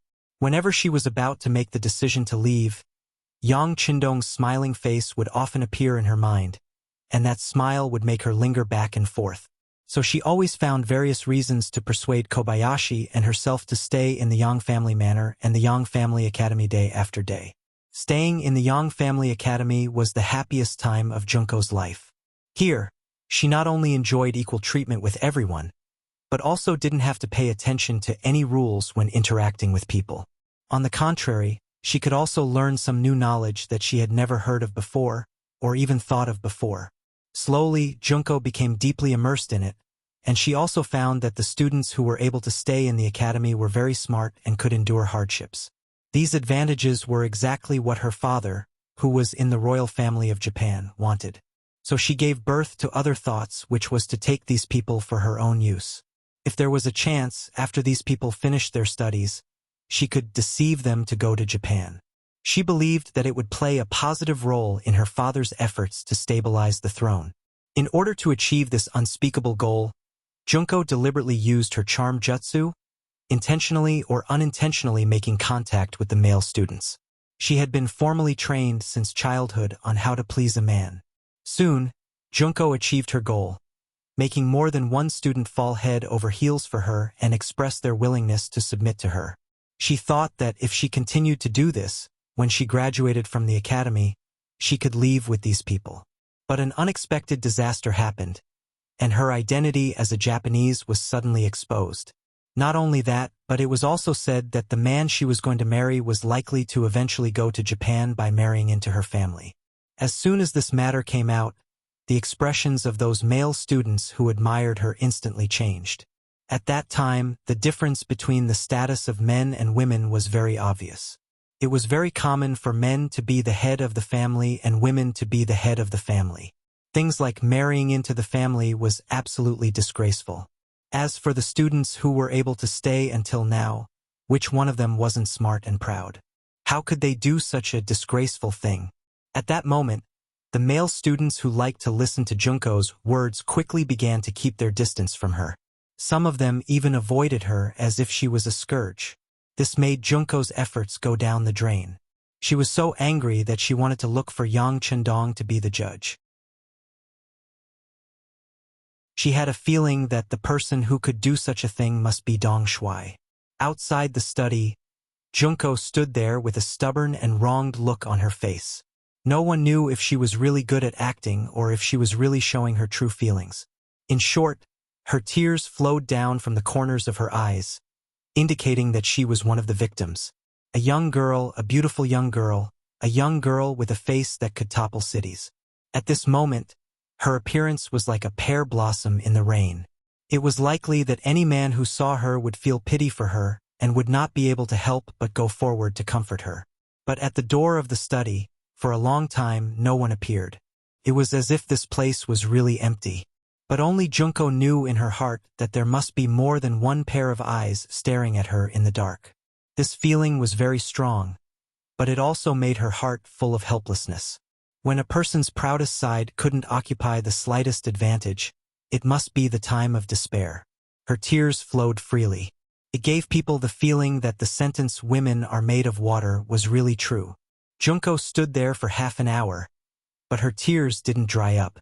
Finally, Yang Qindong's unique magnetic voice sounded in the study. "Come in." Finally getting permission, Junko felt relieved. Her anger was not in vain. While she breathed a deep sigh of relief, she secretly brewed enough tears. Then, she stepped on the 3-inch golden lotus and slowly walked into the study. She made sufficient preparations and even thought about how she should behave when she met Yang Qindong. For example, what she should do when Yang Qindong looked at her, or how she should display her advantage when he looked at her with a pained expression on his face. She should make the best use of it. And what she should do when he didn't look at her. Junko, who was fully prepared, was even confident that after seeing Yang Qindong, he would take pity on her, and then what she should ask for as the dominant position and so on. However, All her preparations were ruined by Yang Qindong's seemingly casual words after entering the study. "Do you know Kimura Yoshida? Do you know him?" Kimura-kun. As soon as she heard this name, Junko's body trembled, and then she threw all her previous preparations to the back of her mind. She knew this name too well. Kimura Yoshida, the backbone of the Kimura family, and one of the lackeys who supported General Ashikaga Yoshimasa the most. This person was not only cruel and merciless, but he was also a war maniac. In his eyes, the world should belong to Japan, and not a place made up of islands. When she was in the palace, she had heard her father say more than once that some of the backbone of the imperial family had died at the hands of Kimura Yoshida. This was a person who caused her father to have a headache and hatred. How could she not know? So when she heard this name, she couldn't help but tremble and lose her composure. After being stunned for 7 or 8 breaths, she suddenly noticed that Yang Qindong didn't raise his head. Instead, he was looking down at something. Fortunately, no one saw her lose her composure. While rejoicing in her heart, Junko said with a very innocent look, "Of course I've heard of him. In Japan, the Kimura family's power and influence are also very big. By the way, why did the East Marshal mention his name?" Even though he had been lowering his head all this while, he had already sensed that there was something different about Junko. Since she still wanted to continue pretending, he might as well give her a strong dose of medicine. "Oh, it's nothing, it's just that this person came to the Great Ming Dynasty and made a strict protest on behalf of Japan to the Great Ming Dynasty. He asked us to release Aoki Yuki, and also asked us to apologize and compensate them. By the way, he also said that if he was not satisfied, Japan will regard this as a provocation to them. At that time, it is very likely that Japan's army will appear in the Great Ming Dynasty's territory, and we will be responsible for it." As if he was talking about a fact, Yang Qindong's words didn't have the slightest emotion. But these words in Junko's ears made her feel shocked. What does this Kimura Yoshida want to do? Does he want to provoke a war between the two countries? Doesn't he know that compared to the current Great Ming Dynasty, Japan's strength is too far? Doing this is simply throwing an egg at a rock, and more importantly, it will put herself in danger. Imagine if Japan really dares to go to war with the Great Ming Dynasty. As the princess of the Japanese imperial family, it is obvious what the result will be. She was shocked by Kimura Yoshida's viciousness. Since the other party came, it is impossible for him not to know that she is in the Great Ming Dynasty, but he still did this. It is clear that he doesn't want to let her live well, and even wants to kill her. While Junko was still imagining various possibilities in her heart, Yang Qindong continued to say, "Hey, you are also a Japanese. You should know the gap between you and the Great Ming Dynasty. Kimura Yoshida's approach is simply courting death. If it weren't for the fact that the Great Ming Dynasty is forbidden by the sea, I really want to take the army to visit." "No, don't, we Japanese are still very peace-loving." As soon as she heard Yang Qindong say that he will bring the army to Japan, and thinking of the various legends of this person defeating the Walla, Junko didn't know why, but she felt a sense of fear. When he heard Junko say that the Japanese are peace-loving, Yang Qindong had a feeling of wanting to laugh in his heart. Looking at the history, once the Japanese became strong, which time didn't they take the initiative to start a war? But now, the princess of the imperial family actually said that they are peace-loving. What a ridiculous statement. But at the same time, it also proved that the current Japan is not strong enough, at least compared to the Great Ming Dynasty. It is still a lot worse. While laughing in his heart, Yang Qindong was calm on the surface. "Oh, Miss Junko is a peace-loving person. This is very good. It is a pity that you are only born in a merchant family. You can't represent Japan." After pointing out that Junko's identity is too ordinary, her words naturally can't be trusted. Junko's face changed greatly at this time. She suddenly wanted to confess her identity. But this thought just flashed through her mind, because she knew that if Japan really did something bad to the Great Ming Dynasty, once her identity was exposed, it would be extremely dangerous, and she might even be immediately arrested by the Great Ming Dynasty's army. Her identity can't be exposed. For Yang Qindong's words, Junko can't refute. She can only stand there and ask with a cautious attitude, I don't know what your emperor and ministers think about Kimura Yoshida's proposal. Normally, it was a bit inappropriate for Junko to ask such a question. Yang Qindong didn't have to say it to her, but this was originally part of the plan. So Dong Shui showed that he didn't object and said, "On this issue, the emperor and the minister's views are not unified. Some people are really frightened by Kimura Yoshida's words.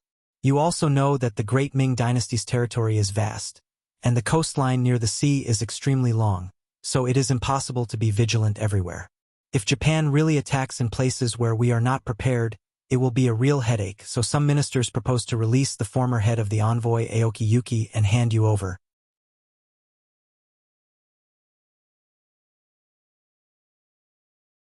Chapter 263.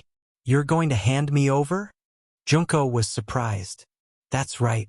Back then, those assassins came for you. I just happened to pass by. If we want to compromise, of course, we will hand you over to the Japanese. Sigh. I was wondering how you offended them. It looks like they won't give up until they catch you. Yang Qindong asked curiously. He didn't mention that Junko was the princess of Japan. He wanted to see how long she could hide it. When she heard Yang Qindong say that the Great Ming was not only prepared to compromise, but also wanted to hand her over, Junko's face turned pale. No, they hate my family. Once they catch me, they will kill me. As she spoke, Junko had already walked to Yang Qindong's side. She reached out and grabbed his arm. Her eyes were filled with a pitiful look. Don't. I will faint if you continue like this. The two of them were very close to each other. Yang Qindong could already smell the fragrance of Junko's body. He enjoyed the feeling very much, but he still said, "You don't have to be too anxious. What I'm saying is just the opinion of some of the ministers. Some of them think that we shouldn't compromise with Japan. If they want to cause trouble for us, we'll open up the Forbidden Sea and send an army to Japan. We'll teach them a lesson and let them know who they can't afford to provoke." When Yang Qindong said her father's name, Junko's face changed. No, the emperor will not make trouble for the Great Ming. There must be some villains behind this. You must investigate this thoroughly. Oh, how do you know that the emperor won't make trouble for the Great Ming? You are not a member of the imperial family. Yang Qindong asked with a surprised expression. When Junko heard these words, she couldn't help but open her mouth to defend herself. However, just as she opened her mouth, she quickly closed it again. Yes, it's just my guess. When I was in the country, I heard from my father that the emperor is an emperor who doesn't like war. I don't think he will take the initiative to start a war with the Great Ming. Oh? So it was just hearsay. Unfortunately, it seems that what you heard is not true.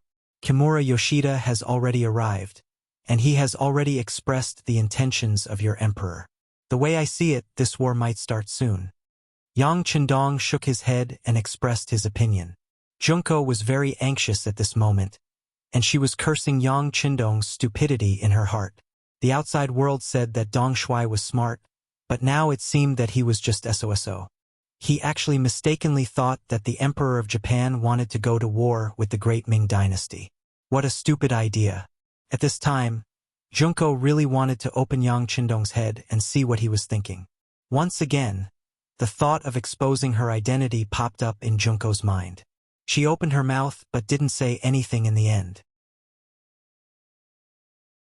She didn't know what would happen if she revealed her true identity. She didn't dare to take the risk. On the contrary, she believed in herself more. She decided to leave Yang Village immediately and find a way to go back to Japan to see her father. Kimura Yoshida's coming to the Great Ming Dynasty was simply a conspiracy to overthrow the royal family. General Ashikaga Yoshimasa clearly wanted to use war to mobilize the emotions of the entire country. Only in times of war could a general have more power and do many things that he couldn't do in normal times. Junko originally wanted to ask who revealed that she was Japanese, but because of the appearance of Kimura Yoshida, she was no longer in the mood to care about these trivial matters. After leaving Yang Qindong's study somewhat absent-mindedly, she went to Captain Xiao Lin's room.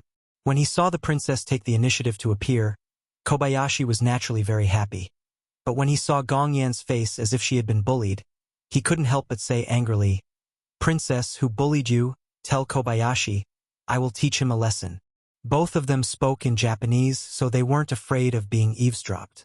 Only at this time could Junko be completely relaxed. Kobayashi, don't be agitated. No one bullied me. I just got the news that Kimura Yoshida is here. Junko then told Kobayashi the news she got from Yang Chundong in detail.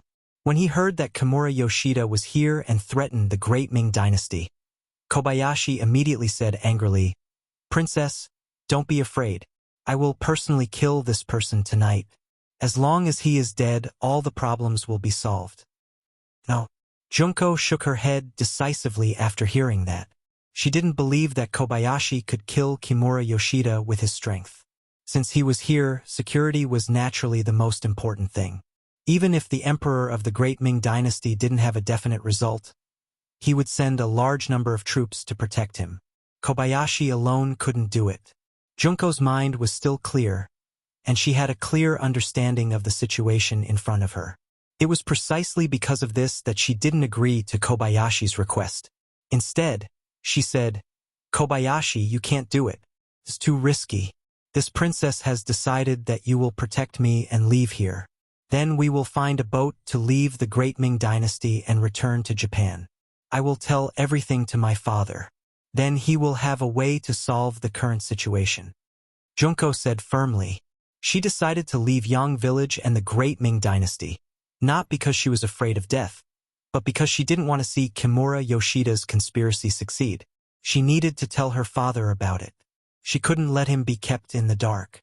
In the study, Tiger's Mane quietly entered and came to Yang Chundong. He whispered, Young master, Miss Junko went to find Kobayashi and now she has returned to her room. Our people have noticed that Kobayashi has gone to bed.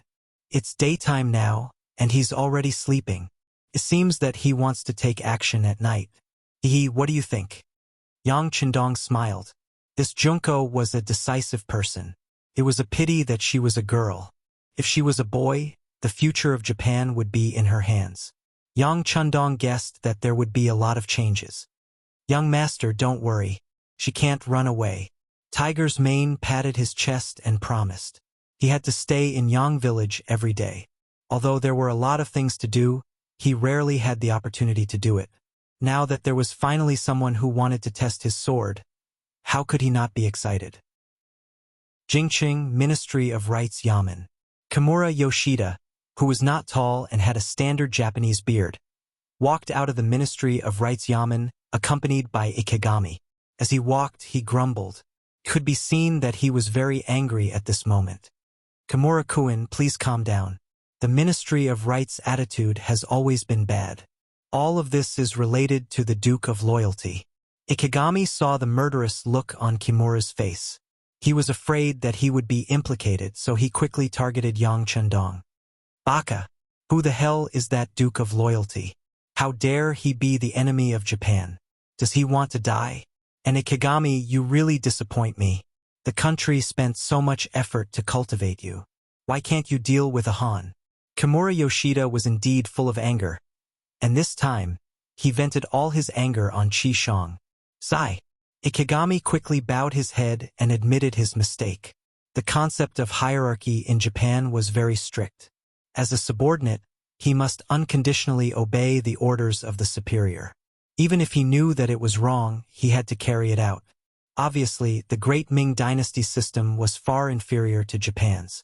Seeing that Ikegami's attitude was good, Kimura Yoshida's face was not as serious as before.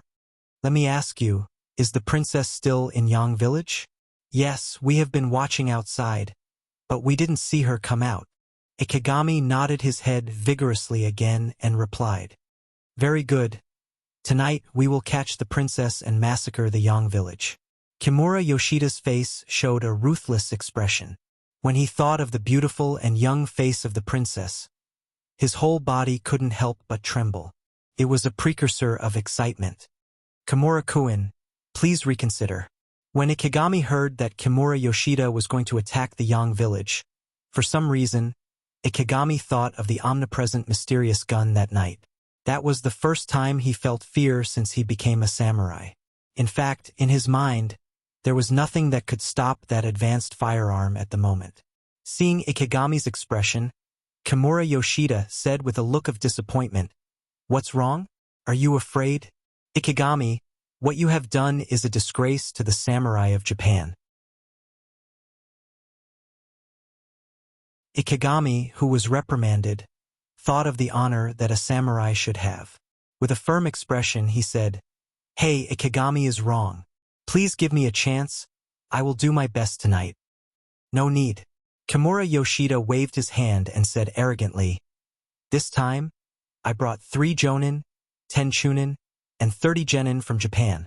Tonight, I will let them do the job. As for you, you should reflect on whether you can still be called a real samurai." Kimura Yoshida was arrogant, and his methods were cruel. It was also true that he regarded human lives as nothing. However, it didn't mean that he was stupid. On the contrary, he had the confidence to say such words. The source of his confidence was the 43 ninjas that the Kimura family sent to him. The number of ninjas in the entire Kimura family was no more than 200. This time, they used a quarter of their strength to prove Kimura Yoshida's position in the family, and also prove that he was determined to accomplish his mission. Ikegami originally wanted to object and propose that he take the initiative to lead the team. However, when he heard that there were 43 ninjas, and 3 of them were jonin, he was relieved. This force was more than enough to deal with an army of 500 people, let alone a small village.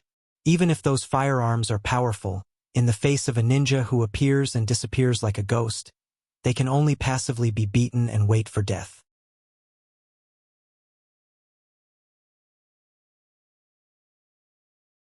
Chapter 264. At the back door of the courtyard where the Japanese diplomatic mission was staying, the waiter who came to deliver their meals as usual was suddenly asked to serve more than a dozen jars of high-concentration wine. This sudden situation was quickly sent to the secret agents of the Security Bureau, who then sent it to Director Yang-san. Then, it was sent to the most confidential study in the inner courtyard of the Yang Manor. More than a dozen jugs of high-concentration wine. Hearing this sudden news, Yang Chundong fell into deep thought. In his previous life, he had fought with a lot of Japanese intelligence personnel, including some high-level ninjas. At that time, he naturally saw a lot of information about them, and one of them was that as a real ninja, they needed a lot of high-concentration wine before making a move. First, it was used to boost their courage before killing, and second, it was used to clean the ninja sword. In the eyes of a real ninja, the ninja sword was like a second life and was extremely sacred. Before using the sword, it was necessary to wipe it clean. This was originally a custom and also a kind of respect. If it was just ordinary wine, even if the amount was a little bit more, it wouldn't be a problem because there were many explanations, and it didn't necessarily mean that they wanted to do something. But to ask for so much high-concentration wine, it was almost beyond the limit of human drinking. Under such circumstances, Yang Chundong couldn't help but think about it. In his mind, some of the history of ninjas came to mind. It seems that at this time, ninjas were very popular in Japan, and even many big families would train and cultivate ninjas from childhood. Such ninjas were loyal enough, and there was no need to worry about betrayal. So, is it possible that the Kimura family also sent ninjas? It has to be said that Yang Chundong's mind was really smart, and just from this small matter, he thought of a lot of possibilities. Tiger's mane. Don't make a move on Junko and Kobayashi. Let them go, we just need to follow from a distance. I think it may be very lively tonight. Yes, young master.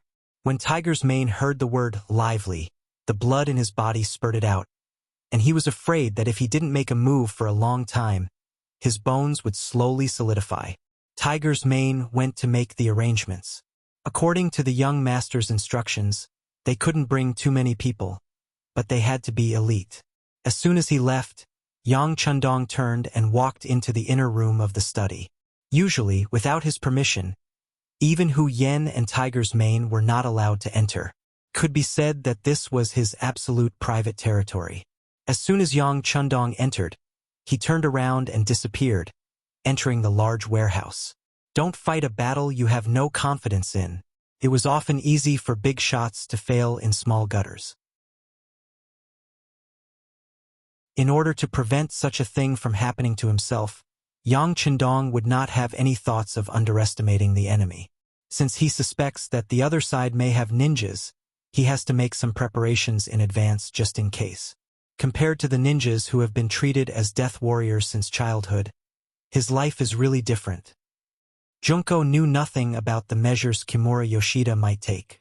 She only knew that this person appeared in the capital of the Great Ming Dynasty, and she was no longer safe here. She didn't even tell Yang Chendong that the Kimura family raised ninjas, because she was afraid that the more she said, the more flaws she would leave, and eventually lead to the suspicion of the other side.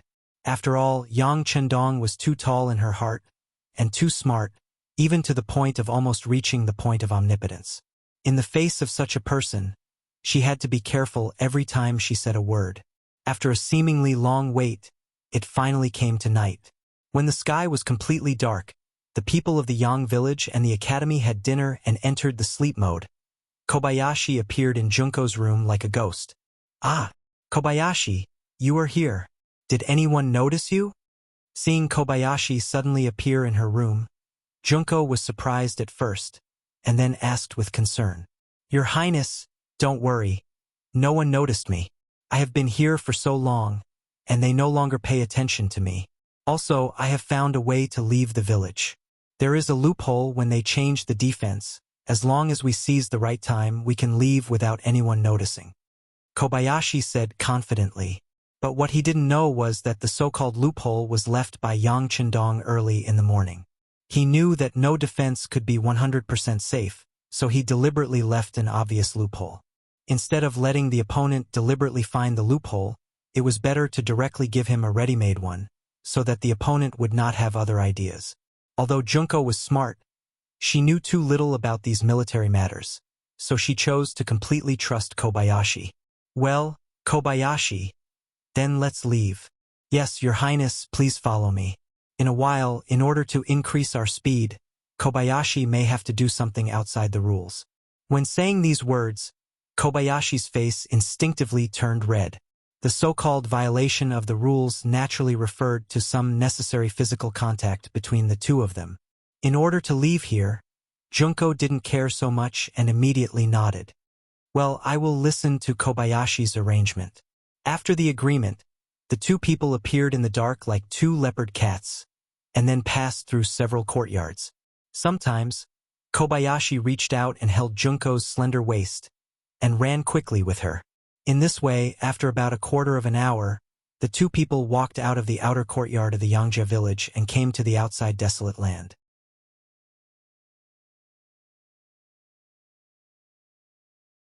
Along with Junko's voice, soon a shout in Japanese came from the front, and then dozens of black shadows surrounded them like a fan. "Not good. It's an assassin." The pain made Kobayashi shake his right hand, and then the dangerous situation in front of him made him grab Junko's hand and turn around to escape. At this moment, Junko also saw the shadow in the distance with the help of the faint moonlight. She finally knew that Kobayashi didn't have any bad intentions just now, but had discovered something. She immediately regretted it, and her feet naturally turned around and ran quickly under Kobayashi's tug. Kobayashi's sixth senses were very sharp, and he was able to discover the existence of danger in time, and his reaction was also very fast. But unfortunately, Princess Junko was relying on him, and after running a few steps, the assassin behind him caught up with him. When Kobayashi heard the sound of a sharp blade cutting through the air behind him, he promptly turned around and slashed forward with the katana in his hand. In the dark and silent night, a spark was ignited because of this action. It was a sound that could only be produced when sharp blades collided with each other rapidly. Under the spark, Kobayashi's feet involuntarily took a step back, and the katana was held horizontally in front of him, and his face was incomparably dignified. Although the katana just now repelled a ninja who was chasing after him, it also hindered his retreat speed. In just a short time, at least 4 ninjas surrounded him in front and behind. That is to say, he and Princess Junko have been surrounded at this moment. Junko stood nervously behind Kobayashi, looking around with a panicked expression, and even she could feel the endless murderous intent from the looming black shadows.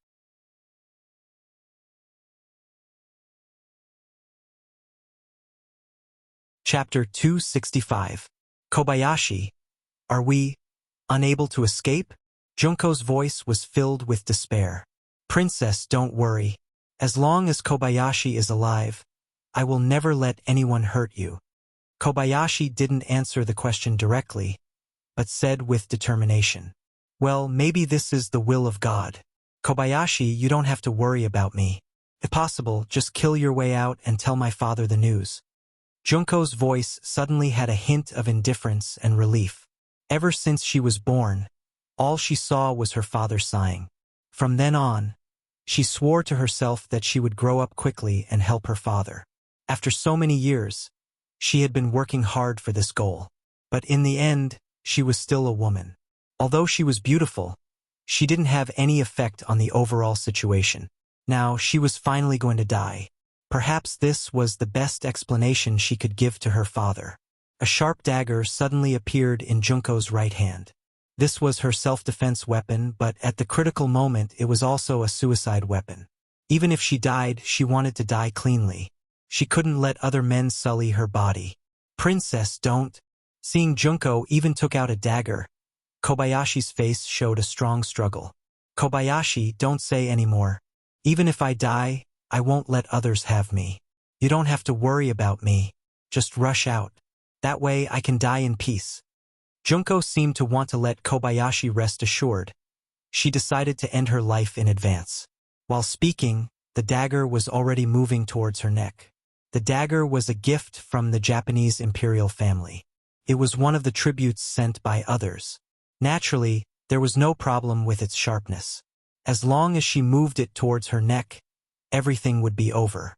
At this moment, there was a trace of a smile on Junko's face. She seemed to have seen the beautiful door of heaven open, and the angel was waving to her. Bang! Just as the dagger was about to reach his neck, when the distance was less than 10 centimeters, a crisp gunshot rang out. It was so crisp and ear-splitting in the silent night. After the gunshot, the dagger was directly hit. The powerful impact directly shook Junko's right hand, and the dagger naturally fell to the ground. You are my people. This young master didn't agree, so you can't die.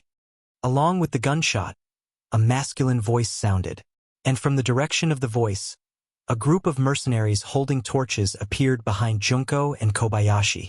It's the East Commander. Upon hearing this voice and seeing this scene, Kobayashi couldn't help but exclaim. In the past, he hated Yang Chundong very much, because this person had stolen the heart of his goddess. If it wasn't for his lack of strength, he would have assassinated Yang Chundong long ago. But now, his thoughts were completely different. At this moment, Yang Chundong's appearance was undoubtedly a savior who could save his goddess from the hands of death.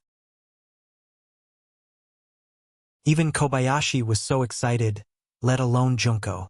The dagger fell to the ground, and her palm was bleeding. All of this could no longer attract Junko's attention. There was only one sentence in her mind. You are my people. This young master didn't agree, so you can't die. What does he mean? What does he mean by I am his people? Isn't he worried about my identity as a Japanese? The other men of the great Ming dynasty avoided her. Does he dare to face the difficulties head-on? What is he thinking?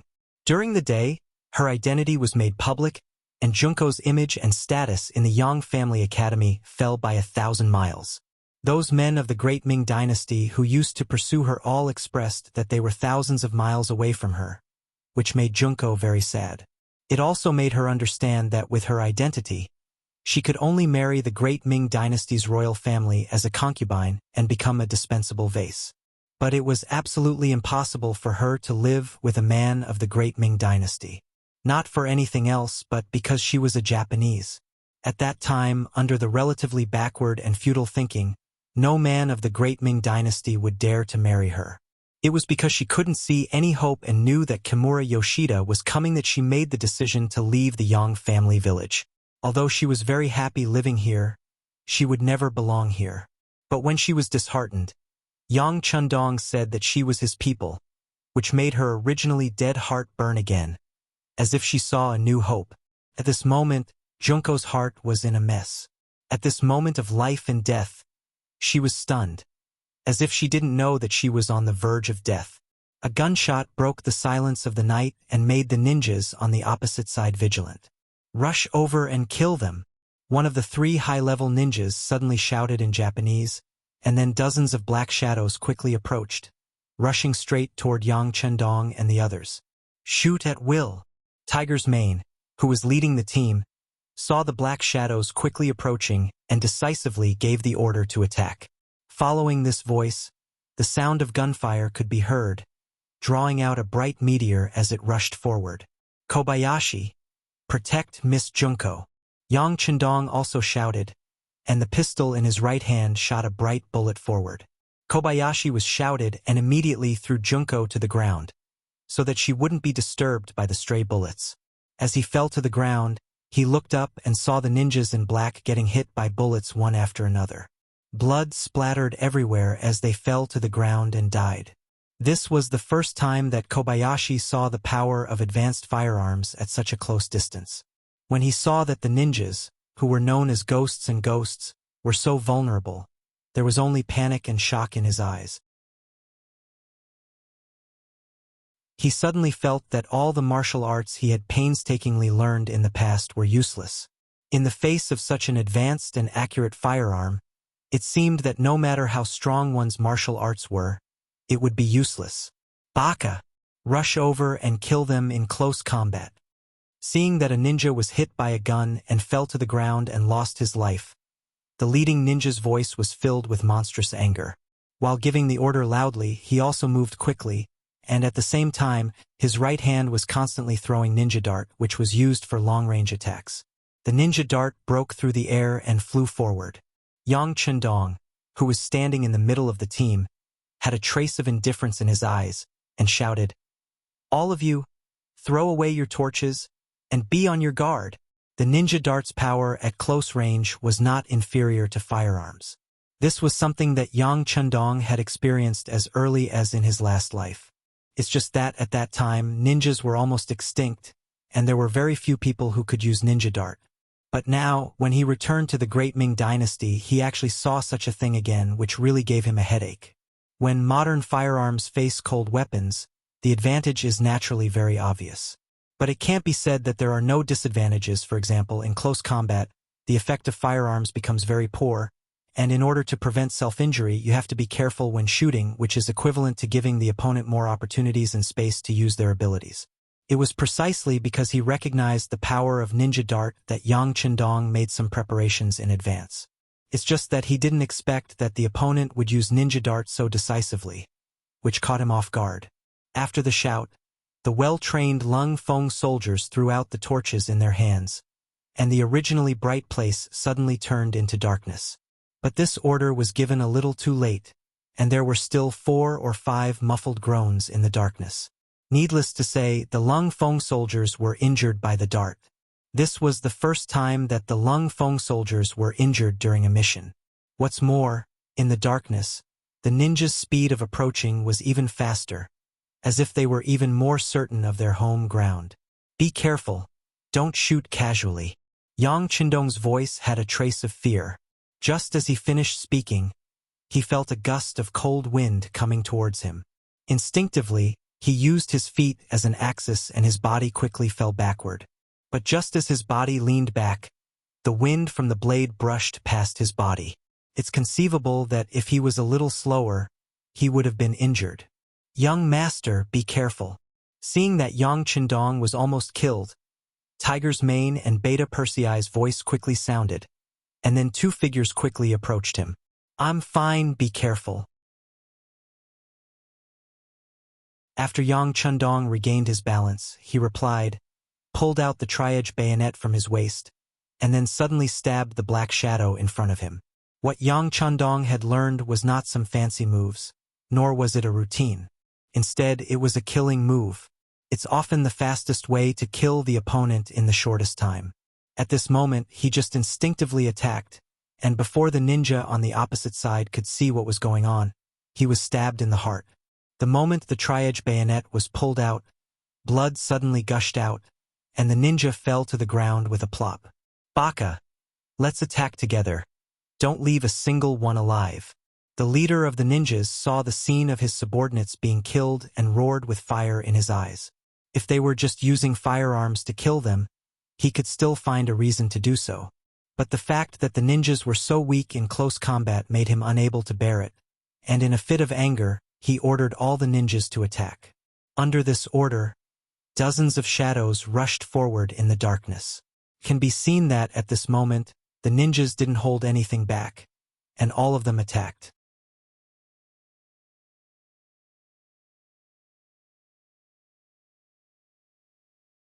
Chapter 266. Good timing. Seeing that the number of enemies had increased, Yang Chundong wasn't anxious. Instead, he was happy. He seemed to have been waiting for this moment. Tiger's Mane used the flash bomb. As soon as the words fell, a dazzling pure white light flew into the air, and then the entire area was illuminated as if it was daytime. The sudden appearance of this light in the dark caught everyone off guard. The ninjas who were rushing over didn't even have time to react to what happened. They only saw the light in front of them, and in an instant, they had a feeling of blindness. It was at this time, Qiu Vi's first guard team emerged from the layers of protection of Lang Feng. When they appeared, each of them held a 9mm assault rifle. The Type 95-5, 8mm light machine gun is the light machine gun of the Type 95 squad gun family. It and the Type 95 automatic rifle form the squad gun family, and now it is gradually being equipped to the army. The automatic parts of the gun family are all universal, and a large proportion of the parts are universal between rifles and light machine guns. The gun uses a holdless structure. The automatic mode is pneumatic type, and the head rotates and locks. Can fire single and continuous shots.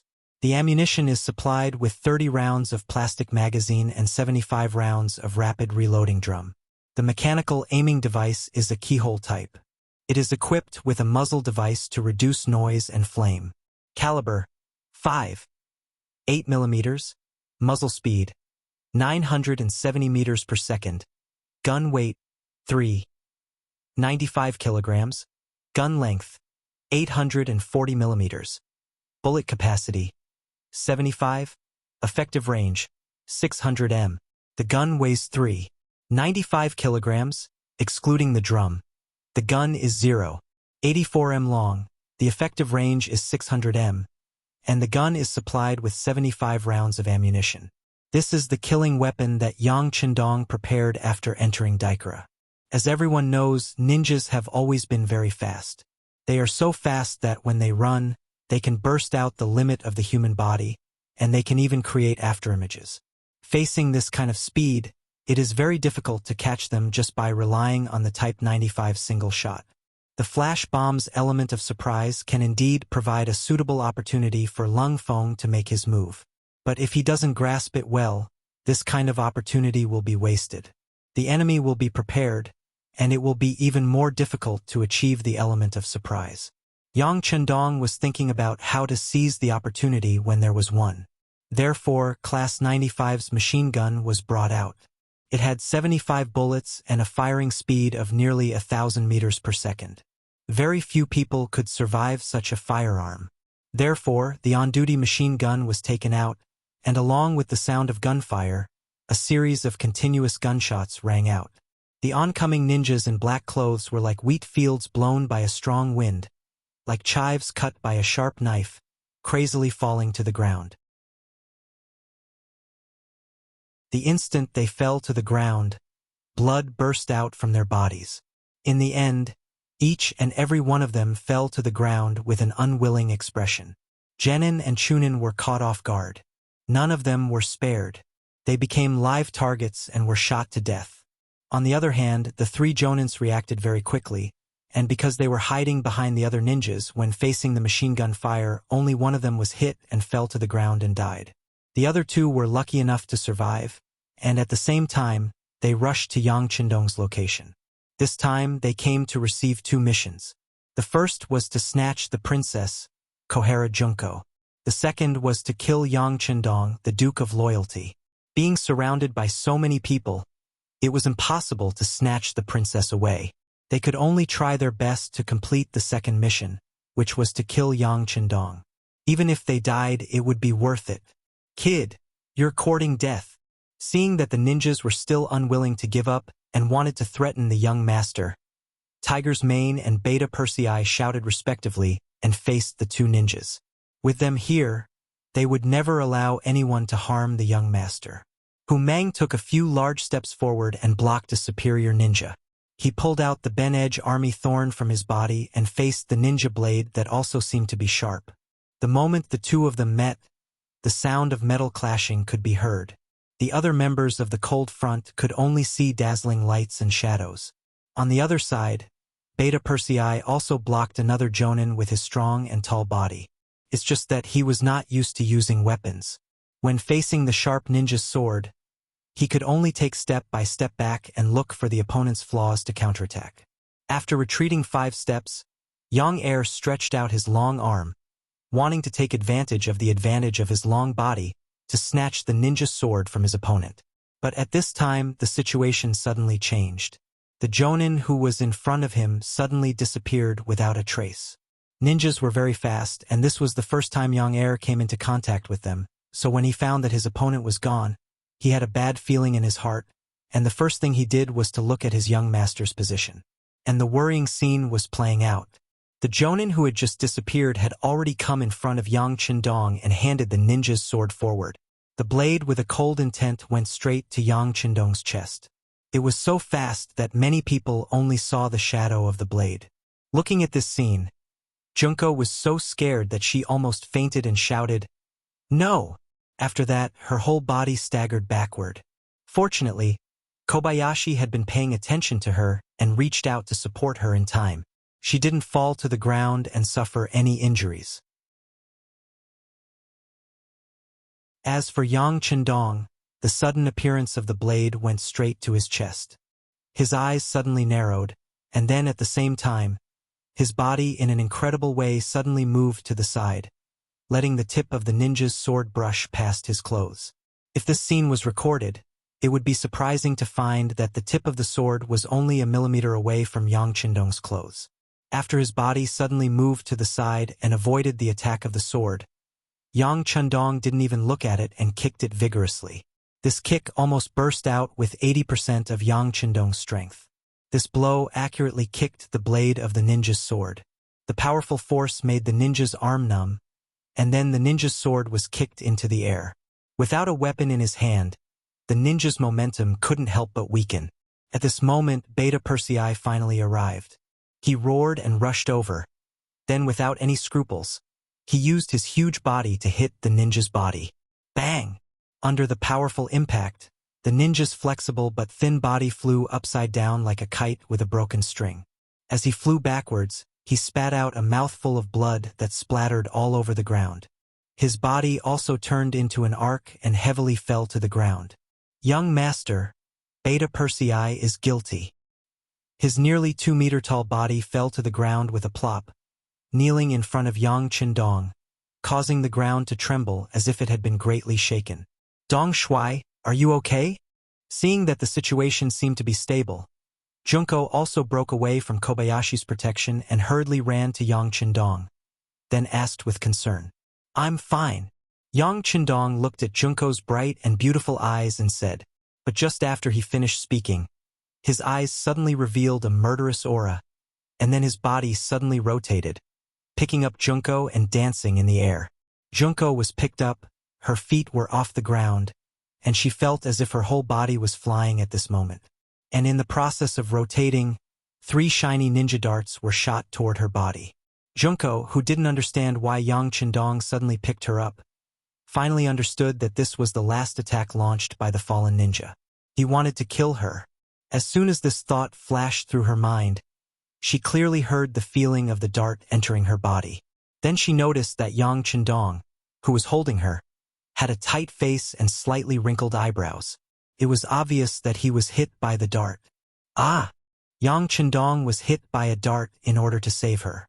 At this moment, Junko couldn't stop her tears from flowing out. If it was Kobayashi who did this, she wouldn't feel the slightest bit surprised. Since he was a guard, he should be prepared to protect his master with his life. But the one who saved her was Yang Qindong, so she was moved to tears. He was the Dong Shuai. He was the loyal and courageous duke of the great Ming dynasty.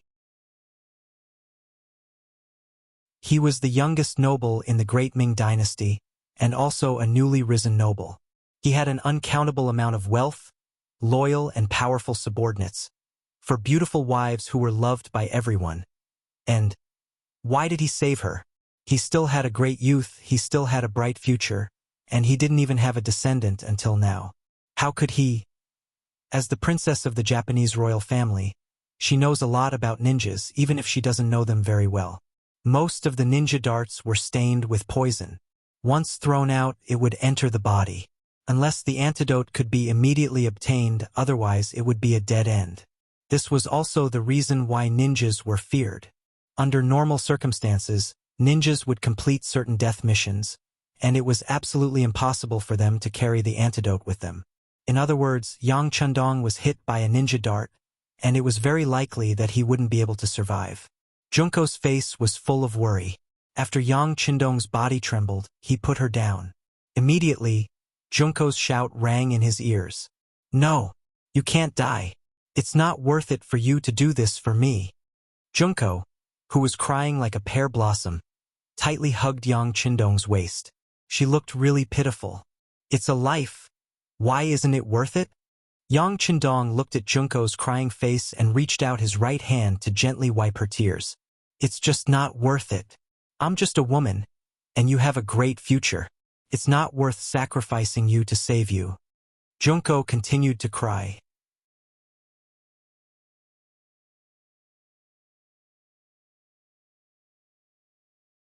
Chapter 267. No, you are not a woman. You are a very beautiful woman. A woman who can make people's hearts beat. Yang Chundong looked at Junko's big eyes and said softly, You like me?" Junko suddenly understood something, and looked at Yang Chundong with a hint of gentleness. "Yes, do you like me?" Yang Chundong bravely admitted, then looked at Junko and asked seriously. In Yang Chundong's eyes, Junko was not only cute and beautiful, but also had a tenacious character that deeply attracted him, especially when he knew that this woman learned a lot of knowledge and suffered a lot of unimaginable pain in order to strengthen the Japanese royal family. He felt even more distressed. Such a beautiful girl should be protected, instead of fighting like a man, or even risking her life. Junko didn't know how to answer for a moment, and her eyes flashed with a hint of panic. She was taught from a young age that she couldn't easily like a person, because she had a very important mission, and before she completed her mission, she couldn't easily say the word, love. Seeing that Junko was avoiding something, Yang Chundong knew that she still had a psychological barrier, and if he couldn't take this opportunity to break through, it would be even more difficult to make her reveal her true feelings next time. For this reason, he continued to ask, "What's wrong? Even now, can't you tell me the truth?" I like you too." After being reminded, Junko suddenly remembered that Yang Chundong had been poisoned by the ninja dart, and perhaps he wouldn't be able to live happily.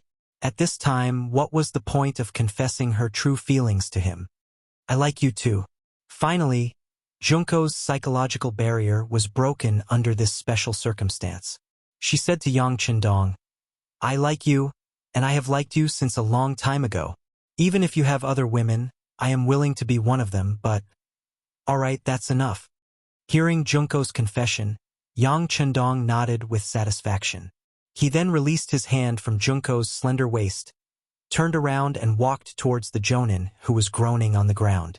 Yang Chundong walked in front of the jonin, and a handgun appeared in his hand. With a slight movement of his right index finger, a gunshot was heard, and a bloody hole appeared in between the jonin's eyebrows. Blood was flowing out non-stop. After finishing off the jonin who threw the ninja dart, Yang Chundong slowly turned his head and looked at Beta Persei and said, "I have taught you more than once that being merciful to the opponent is being cruel to ourselves. But just now, this man who was about to die launched his final attack and almost took your young master's life. This time, all of you are at fault. Do you know your crimes?" His voice was loud and clear, especially in this silent night.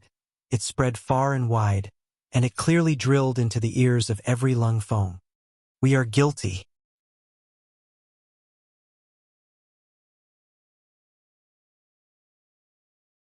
That was why she was very surprised to see him talking so confidently as if nothing had happened. What's wrong? Do you want something to happen to me? Yang Chendong had already arrived in front of Junko, and when he saw her expression of disbelief, he asked with a magnetic and caring voice, How can you be fine? Didn't you just get hit by the poisonous dart? Junko asked instinctively, blinking her big eyes, looking forward to Yang Chendong's explanation. Yang Chendong never liked to explain, because only when he did something wrong he would explain, and only when he faced stupid people would he explain. First, he didn't do anything wrong, and second, Junko was very smart, so such an explanation was even more unnecessary. Idiot! How can a small poisonous dart hurt this young master? You should have heard of my legend. I am the god of war, invincible. But you? Why did you suddenly leave Yang village without even saying goodbye? Do you know, if I didn't find out that you were gone and brought people here in time, I'm afraid you would be dead now. While talking, Yang Chendong slowly approached. When the distance between them was less than an arm's length, he squatted down slightly, stretched out his hands, and abruptly lifted Junko up into the air. Her body suddenly left the ground. This change surprised Junko, who was still in the state of thinking. From childhood to adulthood, the only one who dared to do this to her was her father. Now being carried by Yang Chendong, who was only a few years older than her and was also young, it would be strange if she didn't shout in surprise. Just as she shouted, before she could do anything to struggle, Yang Chendong's caring voice sounded in her ears. It's so cold, but you're still wearing so little. Aren't you afraid of getting sick? All right, my embrace is still warm. Now you just have to stay in there obediently. As soon as he finished speaking, Yang Chendong took large strides and turned around, heading in the direction of the Yang family manor. On both sides of him were Captain Cho V and the members of the First Guard Squad. Such a scene, such an atmosphere, made Junko, who originally wanted to struggle, forget everything. Because Yang Chendong's arms were so warm that she couldn't bear to leave. More importantly, she found that she actually liked this feeling, this temperature, this breath. Junko didn't make any struggle, letting Yang Chendong carry her to Yang village. Kobayashi, who was behind her, didn't have such good treatment. Beta Persei strode in front of him with a fierce face. Do you want to walk on your own? Or do you want me to carry you? I'll walk on my own. Kobayashi felt the strong anger coming from Beta Persei's body. He had already experienced this person's power, so he was really afraid. He was really afraid that, if he answered a little slower, the other party would heavily injure him and then carry him back to Yang village.